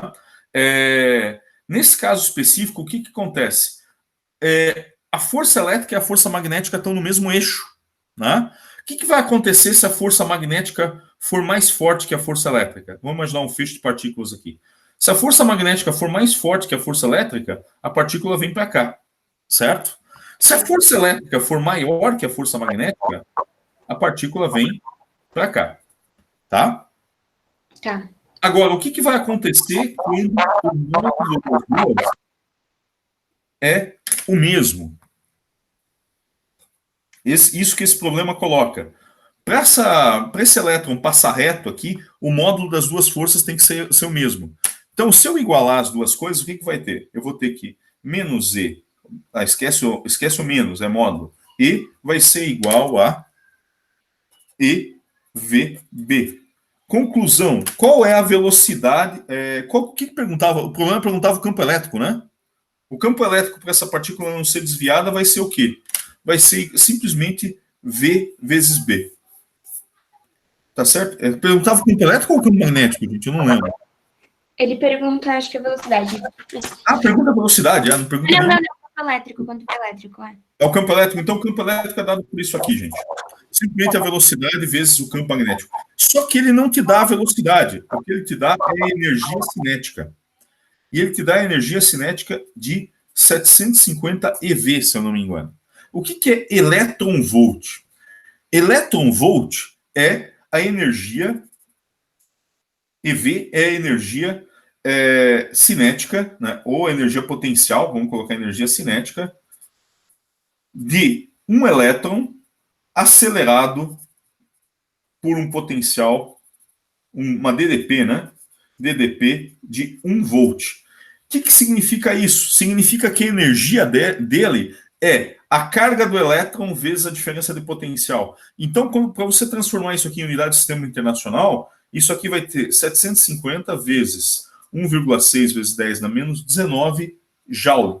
Então, toda vez que você vê elétron-volt, multiplique pela carga do elétron e você tem a energia cinética no sistema internacional. Tudo bem? Opa, agora que está aparecendo aí. Tranquilo, pessoal? Sim, tranquilo. Peraí que não está aparecendo a folha direito aqui, agora que eu vi. Deixa eu arrumar esse troço aqui. Eita, opa. Piorei a situação aqui no negócio. O que eu quero... aqui, ó. Isso, eu estava filmando... Coisa que eu estava filmando não estava aparecendo, agora sim. Né? Bom, quando você encontra energia cinética, é só você lembrar que a energia cinética daí também... Coloca a energia cinética no sistema internacional, certo? E aí a energia cinética é o quê? É meio de mv ao quadrado. Você daí coloca a velocidade em função da energia cinética, que vai ser 2K sobre m. Então, primeiro você faz isso nesse problema. Professor, Oi? Não está aparecendo a folha. Agora tá. Agora apareceu? Epa, não tá aparecendo. Eita. Parou de... Nossa, eu tava... Ainda bem que você falou. Deixa eu... Às vezes essas coisas perdem conexão, é um problema, né? Então vamos lá. Agora tá vendo? Vocês estão conseguindo ver? Agora foi. Então tá bom. Então, olha só, voltando aqui. Ó. Primeira coisa, você transforma a energia cinética que está em elétron-volt em joule. Como é que você faz isso? Multiplica pela carga do elétron. Por quê? Porque um elétron-volt é a energia de um elétron acelerado por uma diferença potencial de 1 volt. Então, energia é carga vezes potencial. Então, é simplesmente 1,6 vezes 10 a menos 19 vezes aquilo lá que você tinha em EV. Fez essa transformação? Lembra que a energia cinética é meio de mv ao quadrado para velocidade baixa. Se você tem energia muito alta, né, por exemplo, se eu pegar em 750 elétron-volts, isso vale. Se eu pegar um feixe com energia da ordem de mega elétron-volt, que é normalmente que a gente consegue em acelerador, né, você tem que usar a expressão relativística. Essa aqui não vale mais. Mas para velocidades ordinárias, isso aqui vai dar alguma coisa da ordem de 10 na 6 metros por segundo. É uma velocidade alta, mas comparado com a velocidade da luz, é 1% da velocidade da luz só. Então você pode usar essa expressão. Usa essa expressão para energia cinética, isola a velocidade e aplica aqui e matou a charada. Perfeito, Luísa? Sim, perfeito. Então tá bom. Gente, eu estou vendo aí que a gente já avançou mais de 1 hora, mas vamos voltar lá para a lista que eu queria discutir com vocês. Peraí, cadê? Nossa, eu fico apresentando um monte de tela, depois eu nem sei mais onde eu estou aqui. Tá aqui a lista. Apareça a coisa. Já que eu estou aqui com a lista aberta, né, vamos dar uma olhadinha aqui nessa lista extra aqui. Essa questão número 1 aqui... A gente está vendo a folha ainda, professor. Vocês estão vendo a folha, perdão. Agora vocês estão vendo a lista. Sim, obrigado. Bom, esse aqui é questão 1, é uma questãozinha trivial, né, de fazer QV vetorial B, né? Só usar aquela regra de produto vetorial. Em módulo, você vai pegar o quê? Você vai pegar a força que você obteve vetorialmente e calcular o módulo dela. O que é? Tirar a raiz quadrada de F escalar F, certo? Basicamente, é o teorema de Pitágoras tridimensional, né? A questão 2 a gente acabou de discutir, né? A questão 3 foi aquela que a gente conversou na lista de estudo. A questão 4, né? A questão 4 é um mero R igual a MV sobre QB. Só que aí, ao invés de ele te dar o R, ele te dá esse ΔX. E aí você usa você analisa a geometria disso aqui, você vê que esse ΔX vai ser igual ao quê? Esse ΔX vai ser Rzão menos R cosseno θ, que é essa projeção aqui, certo? E aí você vê que o D vai ser R seno θ, né? E aí você escreve o cosseno em termo do seno, faz umas manipulações malucas lá, daí acha aquela resposta. É só algebreira de geometria, não tem nada do outro mundo isso aqui, não tem muita física nesse problema, né? Esse cara aqui é um cara, essa questão 5 é uma questão legal, né? Porque o que acontece? Calcular o dipolo magnético da espira é fácil. Você pega a corrente e multiplica pela área, né? A espira tem lado L, então vai ser I vezes L quadrado. Mas, obviamente, o momento de dipolo ele tem sentido, então é só você analisar a geometria. Essa espira está no plano XY, então a corrente está no sentido anti-horário, então você vai ter um momento de dipolo aí no eixo K. Força total na espira, o que você tem que fazer? É uma espira quadrada. Então, o que você tem? Você tem 4 lados aí, cada lado vai sofrer uma força diferente, né? Mas qual que é o lance aí? Como você tem esse campo aqui que varia com x, né? B0 menos alfa, x na direção I, né? Deixa eu deixar isso aqui um pouquinho maior para vocês, que eu acho que vai ser mais adequado. Acho que daí fica maior na tela de vocês, pelo menos. Na minha fica menor, mas na de vocês acho que fica melhor para ver, né? A força total na espira vai ser isso, vai ser a somatória vetorial de todas as forças em todos os lados. Onde você deveria fazer integração, que é no lado de cima e no lado de baixo, para dar a resposta para vocês, para dar o gabarito, eu sequer fiz a integração. Por quê? Se você analisar a simetria desse problema, a força na aresta de cima da espira, ela é oposta à força da aresta de baixo. Então, acaba se cancelando. Tá? A pergunta C, ela é dúbia. Né? Eu coloquei isso para o coordenador que inventou essa lista. Porque toda vez que você pergunta torque de alguma coisa, você tem que dizer torque em relação a qual ponto. Eu, como não sou bobo nem nada, eu descobri que, não sou muito bobo, eu tento acreditar nisso, eu calculei o torque no lugar que era mais fácil para eu calcular. Eu calculei o torque em relação ao eixo Y. Né? Aí veio uma discussão nos e-mails dos professores, você calculou em relação ao eixo Y? Eu falei assim, eu calculei do jeito que era mais fácil para mim. Né?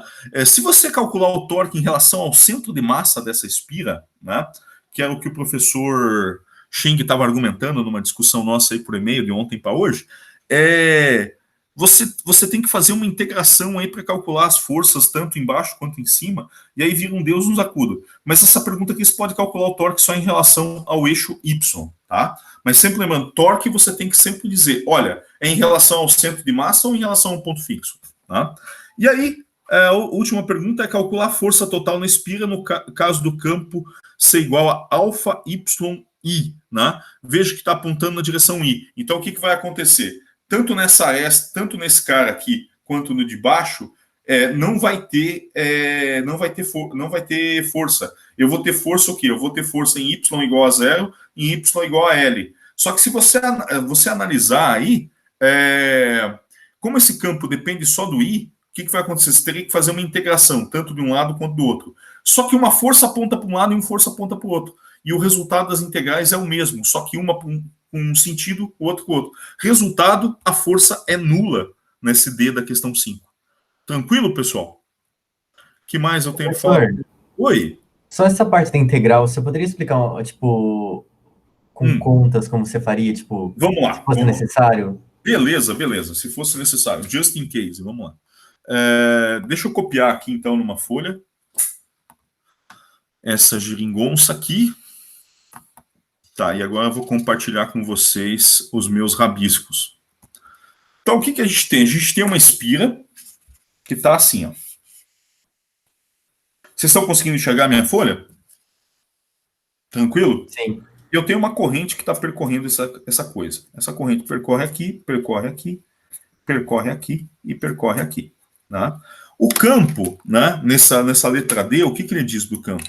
Ele diz que o campo é igual a alfa y na direção, não na direção J, na direção I, certo?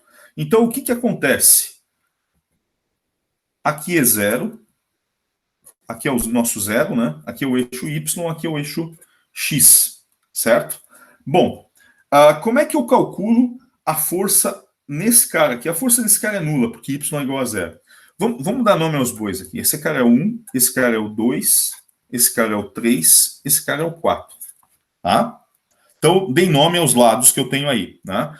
Como é que vai ser a força? A força no 1 é 0, a força no 2 é 0. Como é que é a força no 1? A força no 1, como é que eu faço? Eu tenho que, seria IL vetorial B, só que o que acontece? Eu vou ter que dividir esse cara aqui em vários pedacinhos. Né? Vou ter que dividir esse cara aqui em vários pedacinhos. Vamos calcular aqui. Ó. Vou calcular F3, tá? Porque eu vou ter um sentido negativo aí, vai complicar tudo. Mas a ideia é a mesma. Então, eu vou dividir isso aqui em pedacinhos dy. Tá? Então, no meu df3, vai ser esse cara aqui, vai ser o quê? Vai ser I dy na direção J, tá apontando para cima, produto vetorial com B, que é alfa y na direção I, certo? Isso aqui, então, eu vou sofrer uma forçazinha. Eu tenho o I, perdão, aqui eu tenho J, aqui eu tenho I. Quando eu vejo Y, eu já escrevo J chapéu na mesma hora, mas o campo está apontando na direção do I. Então, o B está aqui, ó, certo? Então, o que eu faço aqui? Eu tenho o J vetorial com I dá menos K. Então, eu tenho o I, B, eu vou ter menos K apontando para, deixa eu ver aqui, J, o J está aqui, deixa eu fazer uma regra na mão, está apontando para dentro aqui. Então, está apontando para dentro, aqui vai ser o meu DF. Perceba que, DF3 aqui, o DF3 está apontando para dentro, para a direção menos K. Se eu for fazer matematicamente essa coisa aqui, o meu df3 vai ser igual a I vezes alfa dy na direção menos K. Certo? Só que todos os df3 estão na mesma direção. Então, todos os df3 estão na mesma direção K. Então, para eu calcular o f3, eu vou fazer integral de y igual a 0 até L de I alfa dy, que é essa coisa aqui, na direção menos K.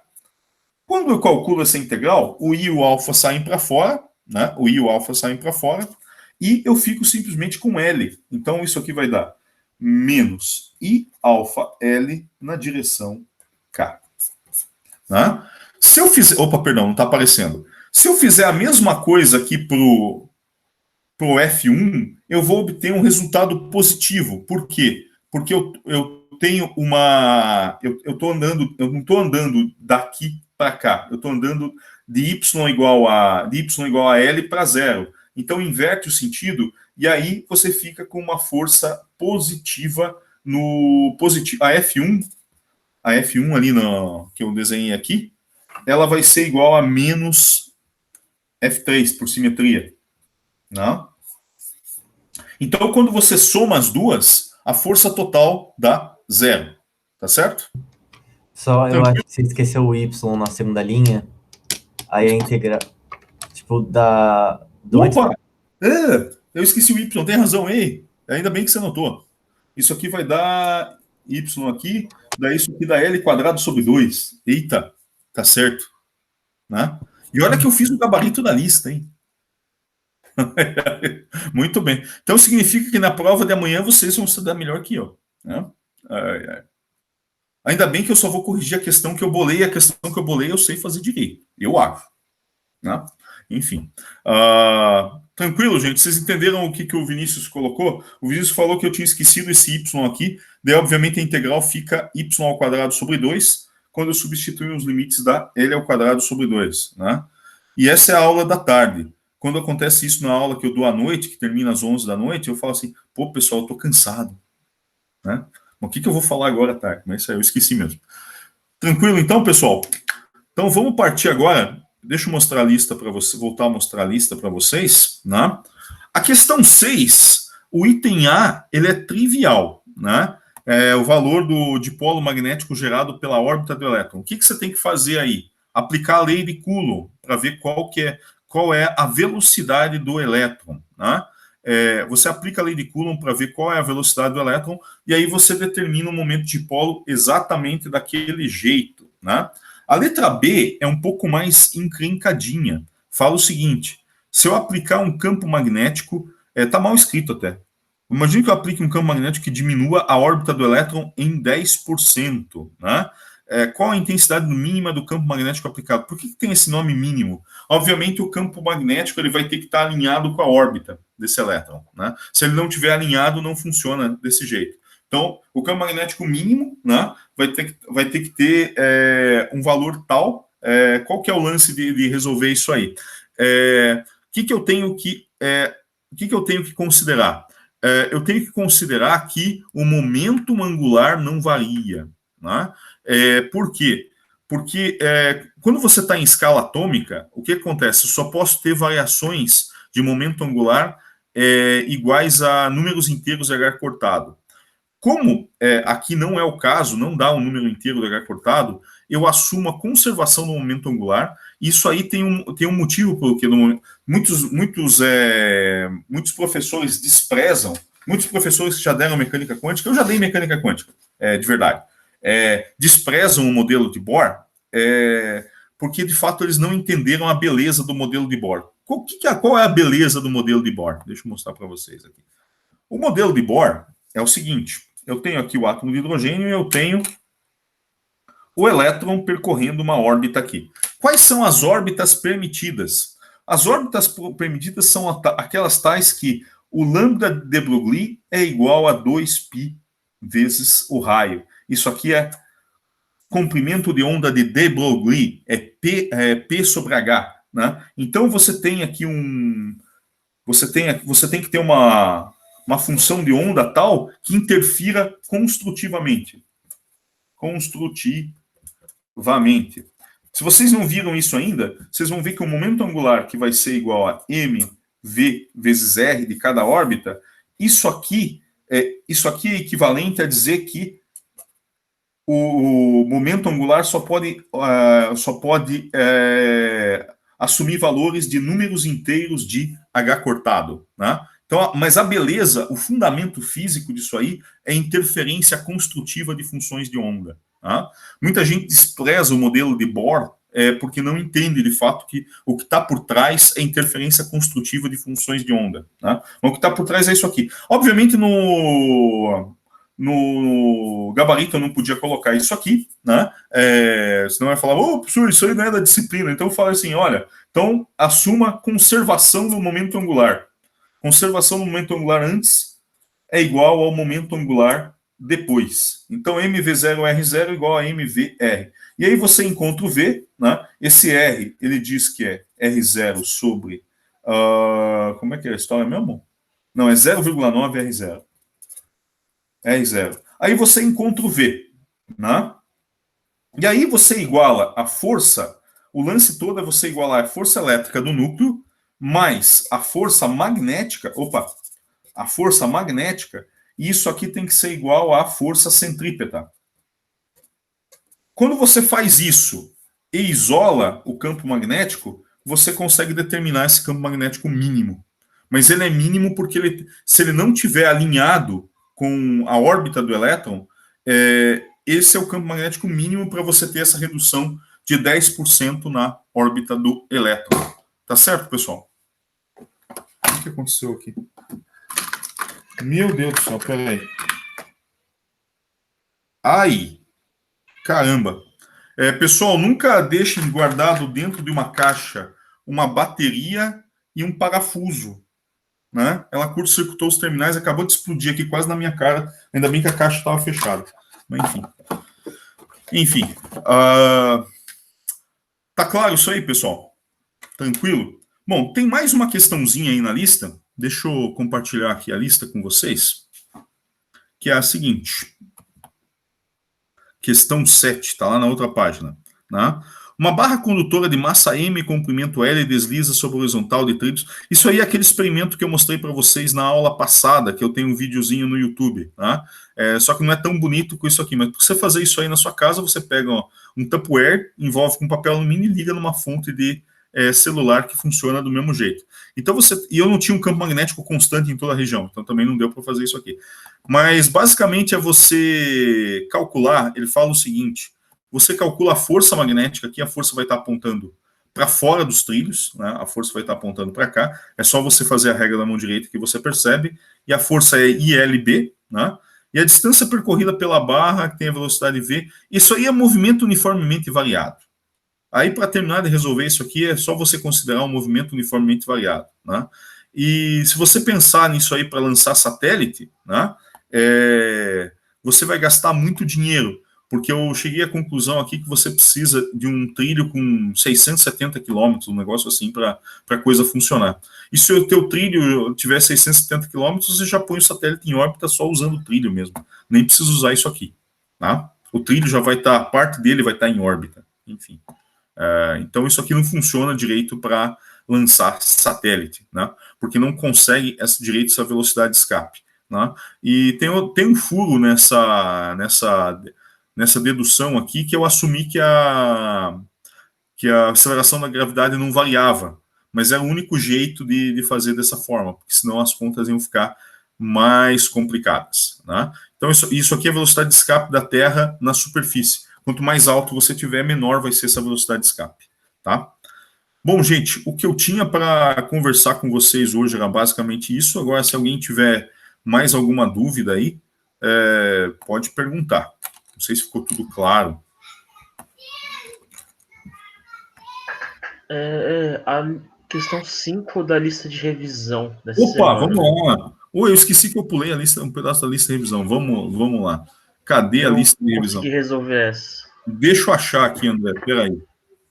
Eu vou ter que achá-la de novo. Peraí. Vamos entrar de volta. Não, aqui está vai ser fácil. Agora que eu vi que isso aqui não é um PDF aberto aqui. Vamos lá, vamos na lista 5. Então, lista de revisão, né? Isso. Vamos lá.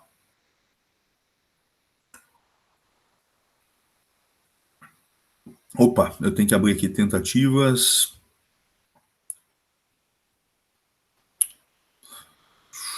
Vamos lá, vamos na 5. Cadê? Não é isso aqui. Eita, eu abri uma coisa estapafúrdica aqui, peraí. Não é haver tentativa, é continuar na minha prévia. Né? Se vocês acham o Moodle chato de lidar, se você for lidar com ele como professor, você vai ver que tem muito mais coisas lá no Moodle para você mexer e é fácil fazer besteira, né, no Moodle. Teve uma vez, alguns anos atrás, quando a gente começou a usar o Moodle, né, que eu apertei um negócio errado, eu apaguei o curso inteiro. Né? Sorte que o coordenador tinha backup. Mas vamos lá. Um feixe de prótons viajando com essa velocidade tal entra em uma região de campo magnético uniforme. A velocidade dos prótons é perpendicular ao campo magnético, ou seja, vai ser um movimento circular. A região com campo magnético é espacialmente finita e os prótons deixam com uma velocidade na direção perpendicular à sua direção original. Eu só tenho que desenhar esse troço aqui. O feixe viaja a uma distância S, enquanto o efeito do campo elétrico. Entendi. Vamos desenhar essa coisa aqui. Deixa eu mostrar para vocês aqui minha folha. Cadê minha folha? Janela, guia do Chrome. Tá, vamos lá. Apareça minha folha Não, isso não é a folha. Pô, eu tô com umas 5 janelas abertas. Pera aí. Isso, acho que agora apareceu a folha. Apareceu a folha, né, pessoal? Agora deixa eu voltar lá para a lista. Bom, é aquele negócio que eu sempre falo para vocês, André. A primeira coisa que você tem que fazer a primeira coisa que você tem que fazer quando você vê um problema é desenhar. Então vamos desenhar essa geringonça aqui. Cadê? Cadê o enunciado? Pronto, achei o enunciado. Vamos lá. Então vamos desenhar essa coisa aqui. Então a primeira coisa que a gente faz, deixa eu pegar aqui uma folha. Vamos desenhar esse próton aí. Então eu tenho um próton com uma velocidade v. E ele dá a direção? Não. Ele entra numa região de campo magnético uniforme. Então vamos desenhar a região de campo magnético uniforme. Deixa eu ver aqui.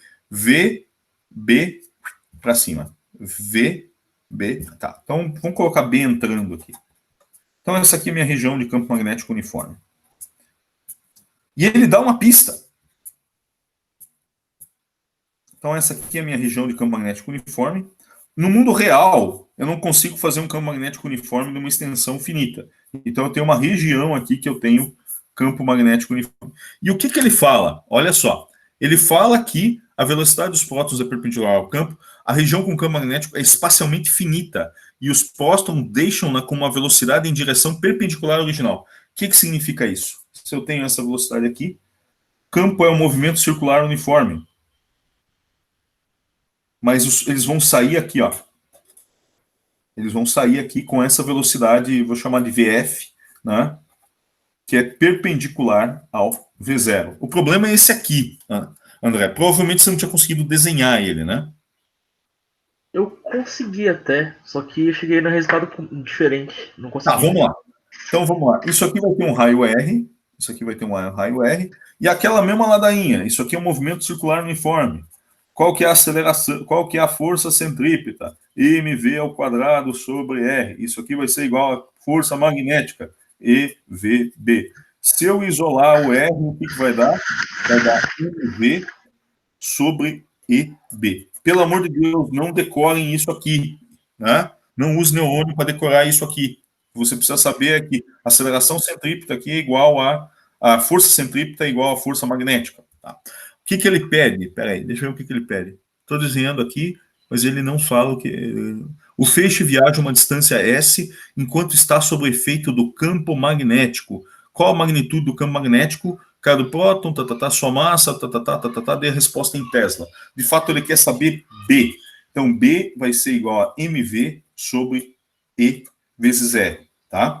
Só que o sacana, né, não te dá o R. O que ele te dá? Ele te dá um tal de S. E pela minha interpretação aqui, S viaja um caminho S enquanto está sob efeito do campo magnético. Então, o que vai ser esse S? Esse S vai ser esse caminho aqui, ó, que eu coloquei em verde. Então, o S tem que ser verde. Isso aqui vai ser igual ao quê? Vai ser igual ao ângulo em radiano vezes o raio. Quanto dá isso aqui? Isso aqui não é π, isso aqui é π sobre 2 vezes R.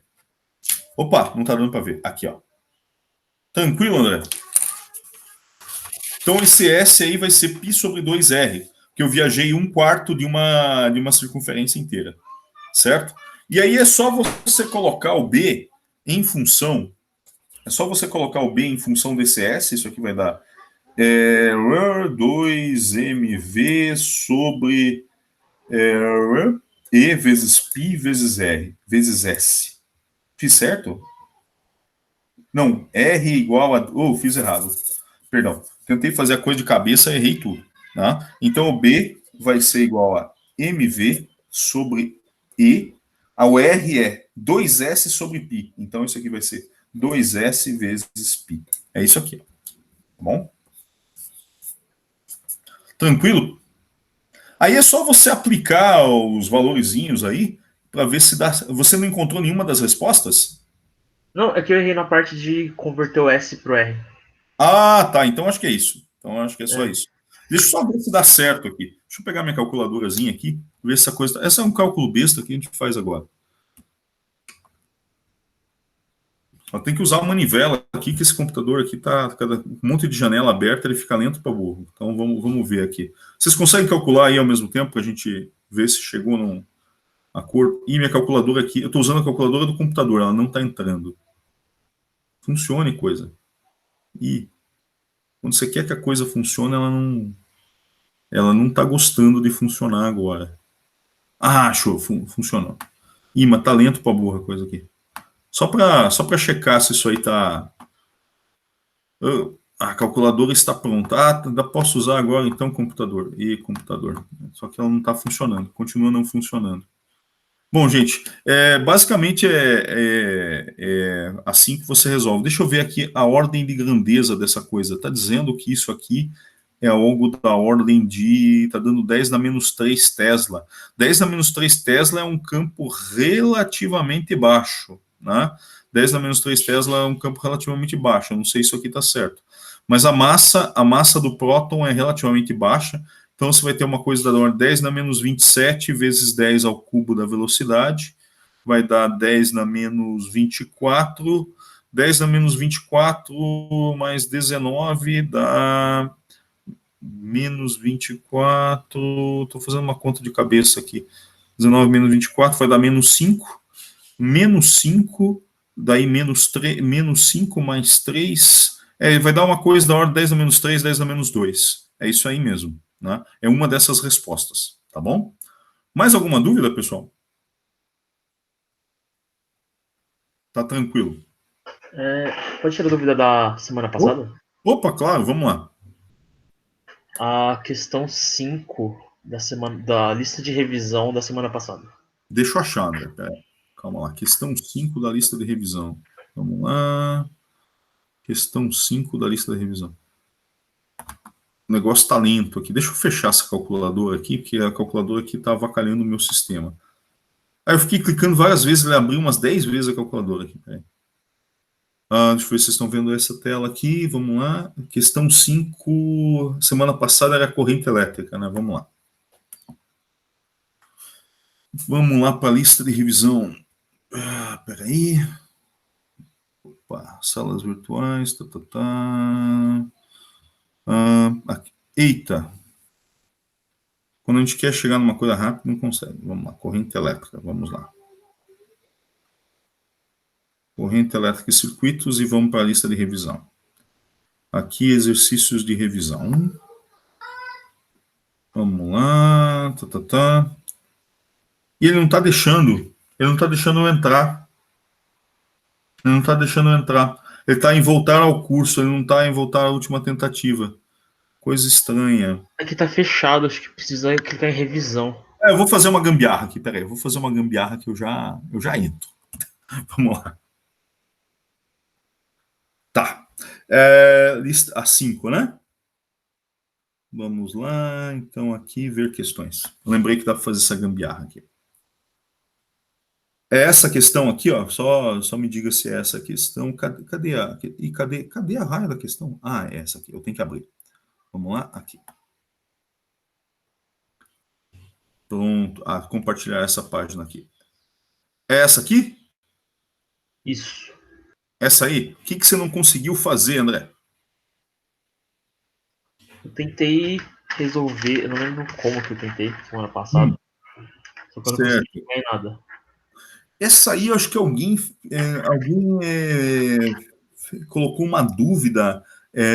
Colocou uma dúvida para mim no Moodle na semana passada, mas o fórum está fechado também, né?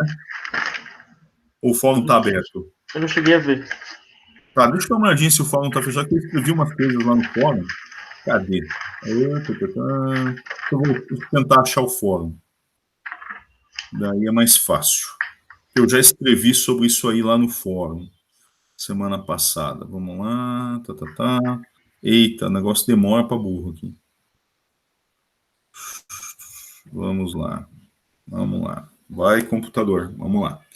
Material, não, esse aqui é força magnética e campo magnético. Vamos lá para corrente elétrica e campo. Ter paciência para esperar aparecer. Deixa eu ver se as dúvidas corrente... tá lá aberto. Tá? Eu até fiz um desenho dessa coisa. Tá? Cadê aqui? Essa questão é a 5, né? Aqui. Olha só. Um aluno perguntou isso aqui, eu respondi dessa forma aqui, ó. Bom, o que você tem que considerar? O que você tem que considerar aqui? Você tem que considerar conservação de carga e energia no circuito, né? Ou seja, você considera a conservação de corrente em 3 nós. Onde eu tenho nó aqui? Eu vou considerar a conservação de corrente nesse. Você está conseguindo enxergar aqui, André? Sim. Meu mouse, isso dá para você ver? Dá. Então tá. Você vai considerar a conservação de corrente aqui, aqui e aqui. Isso vai te dar 3 equações. Conservação de corrente aqui, aqui e aqui. Depois disso, o que você faz? Você considera essa malha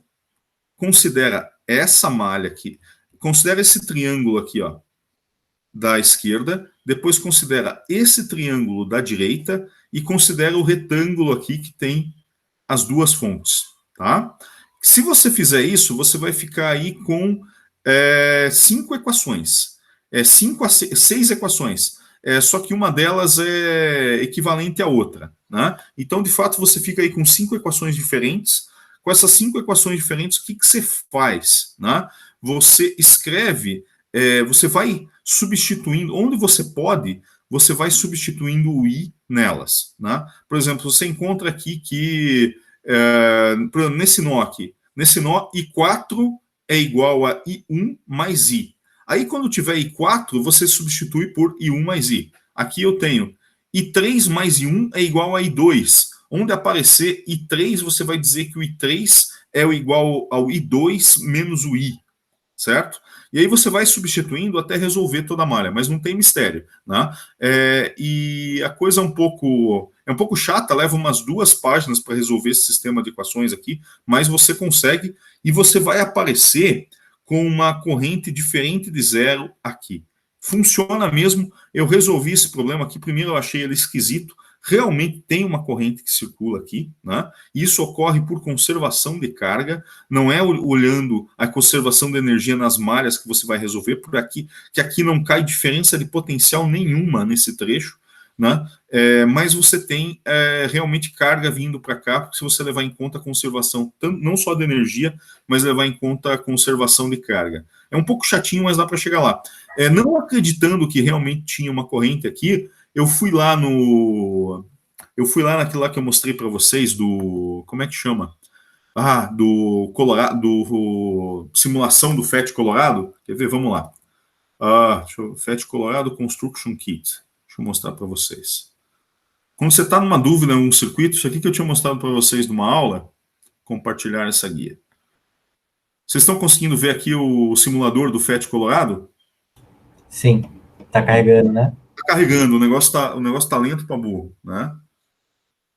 Eu tô achando que, bom, eu tô aqui conversando com vocês, tem um outro sujeito lá na sala tendo aula de alguma coisa, e tem um outro sujeito no quarto assistindo alguma coisa da Netflix, então tá pesado a internet hoje. Você vai lá em Lab, né? E aí você constrói o teu circuito, ó. Vamos construir aqui. Vamos construir o circuito.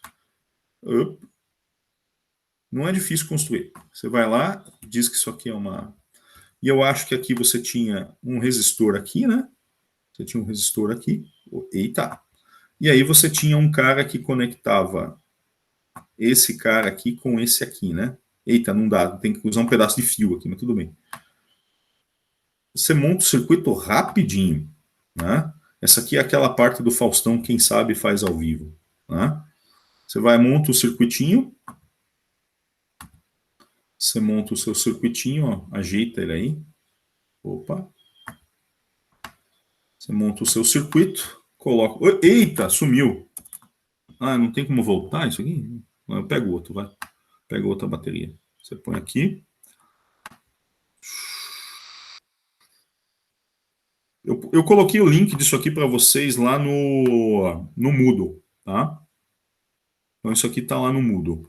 Está no meio da lição de corrente elétrica e circuitos, tá? E aqui você vem aqui e... Eita, conecte aí, bicho. Vamos lá. E aí você conecta esse cara. Eu vou ter que usar um fio, vou ter que usar mais um pedaço de fio aqui para conectar. Não consegui esticar meu resistor. Deixa eu girar ele assim e girar ele para cá. Tá tudo conectado? Tá tudo conectado, falta só conectar esses dois lados aí. Conecto esse cara com fio, você consegue esticar. E tem uma fonte a mais aí, que eu apago. Cadê? Cortar. Cortar. Não tem lixo aqui no negócio? Tinha uma lixeira antes desse sisteminha. Aqui, ó, lixeira. Pronto. Aí você coloca os valores lá, né? Vamos colocar, esse aqui acho que é o R1, né? Você tem que colocar uns valores aqui para a coisa funcionar. Esse era R2. Então eu vou dizer que esse cara aqui, ó, é 1 ohm. Ou vamos colocar tudo em um múltiplo de 10, vai? Vou colocar aqui tudo em múltiplo de 10. O R é 10 ohms, tá? Esse aqui é 2R, correto, pessoal?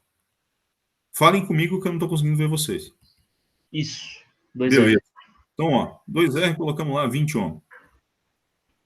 3R, esse aqui, se eu não me engano, esse aqui é o 3 ou o 4R? 4. 4, vamos lá. Você vai lá e põe o valor. Infelizmente, não dá para clicar aqui e digitar um valor. Você tem que fazer uma coisa meio infantil aqui, que é ir ajustando. Esse é o 4R, né? Isso. Esse é o 4R e esse aqui é o 3R. 3R. Então, vou colocar aqui 30 ohm. E depois a fonte do lado direito é... Não, uma é epsilon, a outra é 2 epsilon. 2 né? epsilon. Ó, esse aqui está com quanto? Eu vou colocar aqui 10 volts, tá? Vou colocar 10 volts. Opa! Mas pode pôr o valor que você quiser aqui. E aqui eu vou colocar... Olha, uma coisa legal que quando eu colocar... Tá, peraí.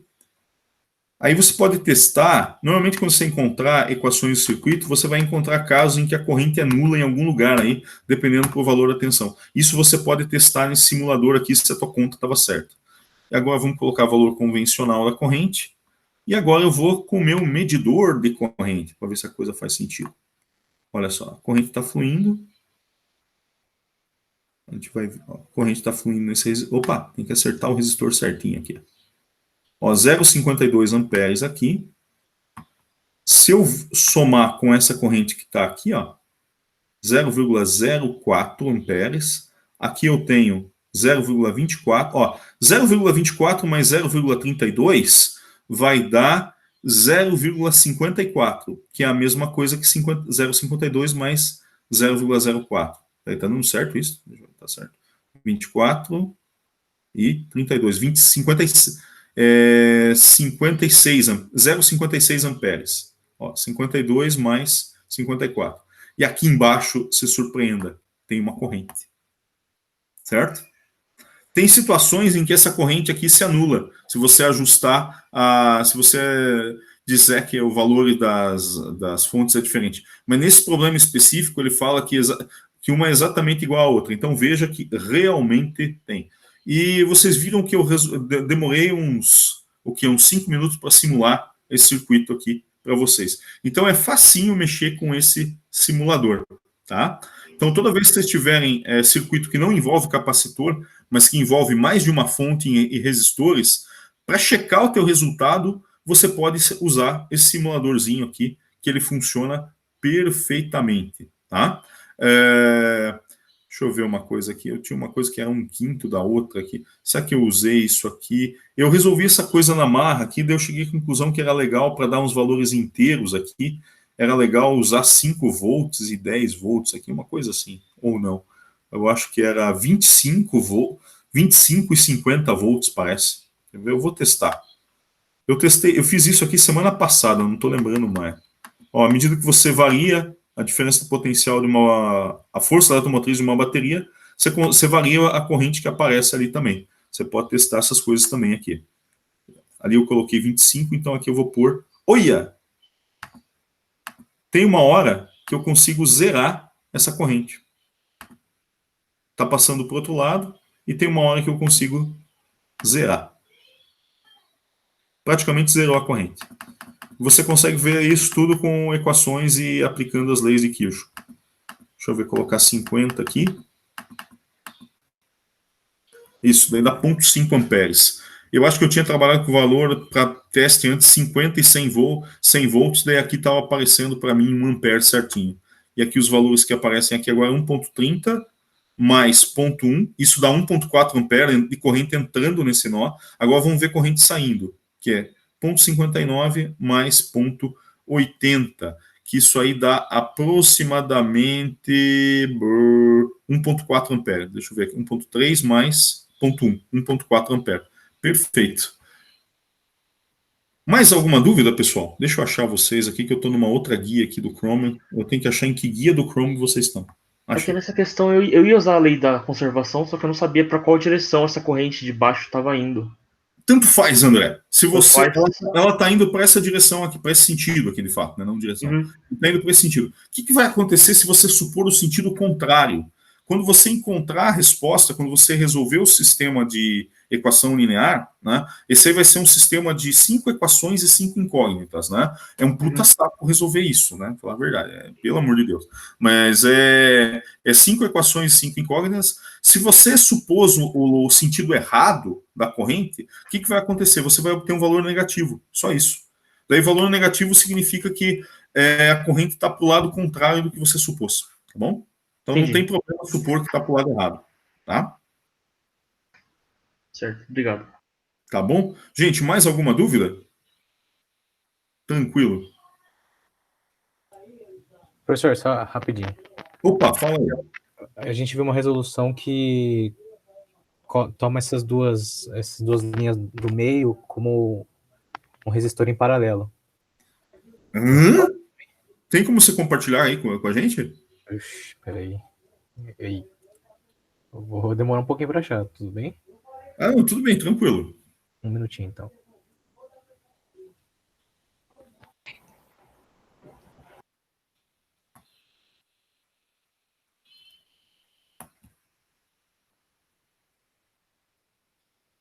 Deixa eu parar de compartilhar esse aqui.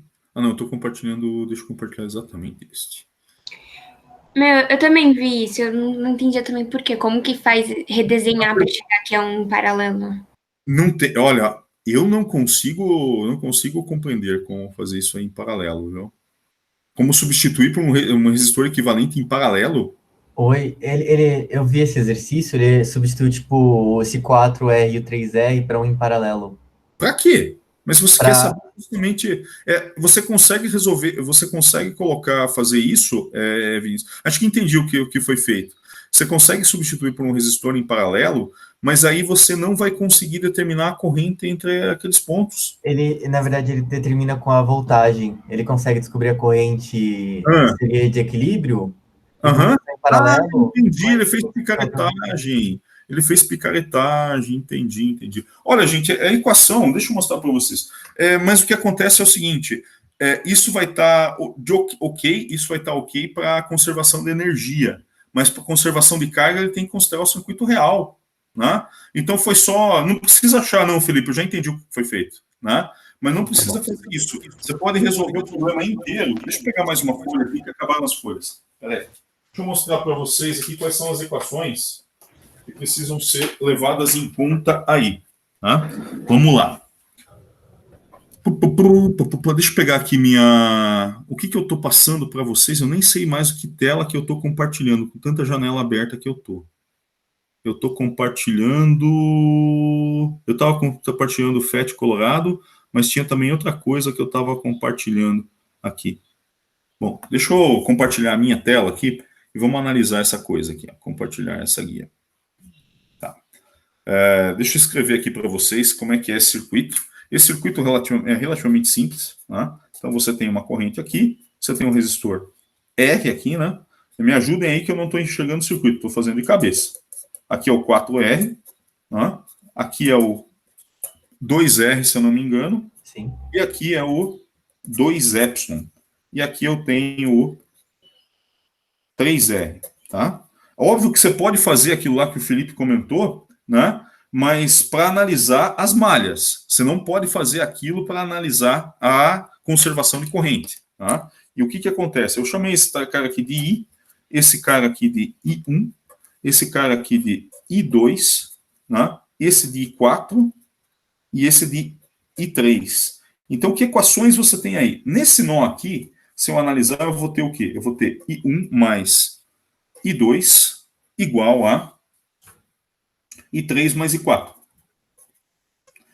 Esse segundo nó, o que eu tenho? Esse segundo nó eu tenho que I4 é igual a I1 mais I. Né?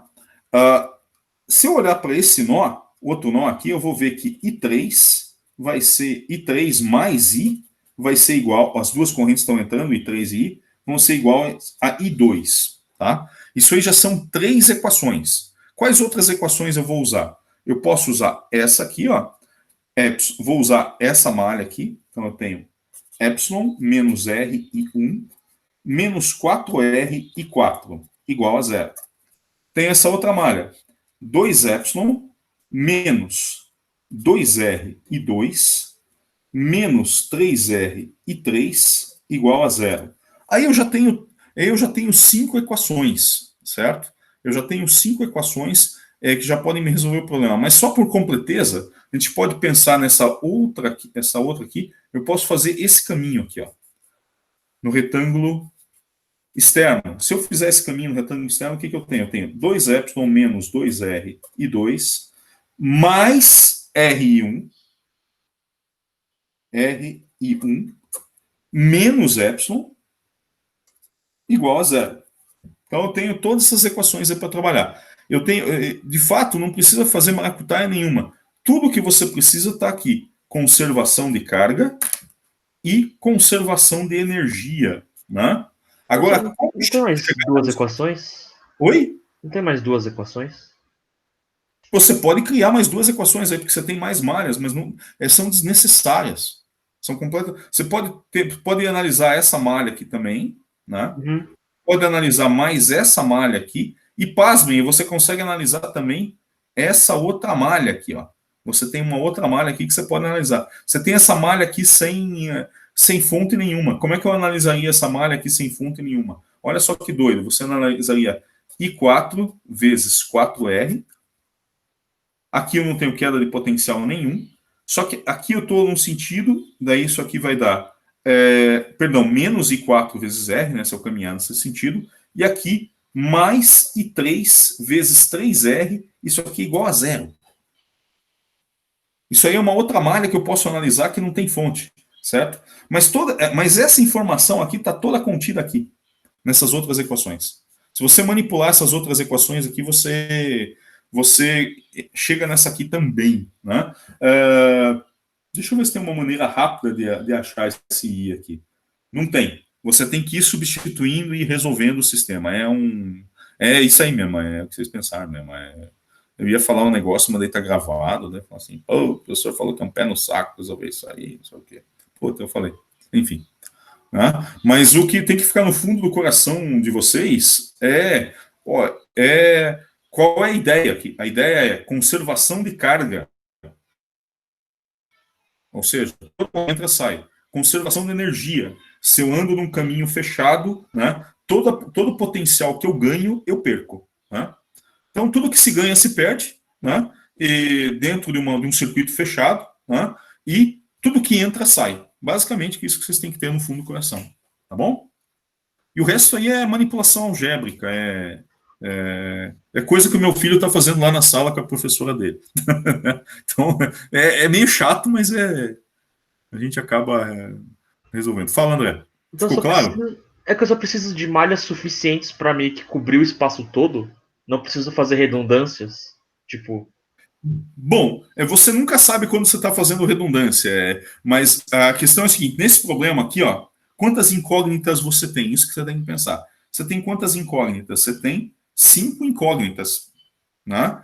Então, bastaria de você ter 5 equações. Né? Eu escrevi 6 aqui. Obviamente, uma delas é redundante, né, com a outra. É até fácil ver qual é. Ó. Se eu pegar essa aqui, ó, olha só que legal. Ó. Se eu pegar essa aqui, somar com essa outra aqui, né, levando em conta essa outra informação aqui, essa equação aqui é completamente redundante. certo? Uhum. E você pode fazer essa brincadeira também com outra. Eu podia pegar mais malhas aqui, ó. Eu podia pegar essa malha aqui, eu podia pegar essa malha aqui. Tem umas 3 malhas a mais aí que eu analisei. Mas basta você ter, para você resolver um problema de 5 equações um problema com 5 incógnitas, basta você ter 5 equações, tá bom? Entendi. Mas ter a mais não faz mal, tá? Eu conheço alguns jargões de direito, os advogados costumam falar que o que abunda não prejudica. Então, escreve as equações lá. Mal não vai fazer. Errado elas não estão, tá bom? Certo, obrigado. Tá, pessoal. Mais alguma dúvida aí, gente? E depois que você resolver o sistema de equações, se for só com resistor e fonte, você pode ir naquele simulador lá do FET Colorado, lá que ele vai dizer para você se você estava errado ou não, tá? Você pode usar ele na prova? Pode, mas daí cuidado. Cuidado que o professor que for corrigir, que normalmente não vai ser eu, né? Quando ele for analisar teu resultado, ele vai olhar seu PDF. O seu PDF não pode estar lá com uma foto do simulador do FET Colorado. Tem que estar com tuas contas e com tua análise, tá bom? Beleza, então, pessoal? Certo. Bem. Tá joia, então, pessoal. Se vocês não têm mais dúvidas, então eu desejo a vocês aí uma boa prova, tá? E a gente se fala de novo na próxima terça-feira, tá bom? Até mais, gente. Professor, até. Até mais. Tchau, professor. Obrigado.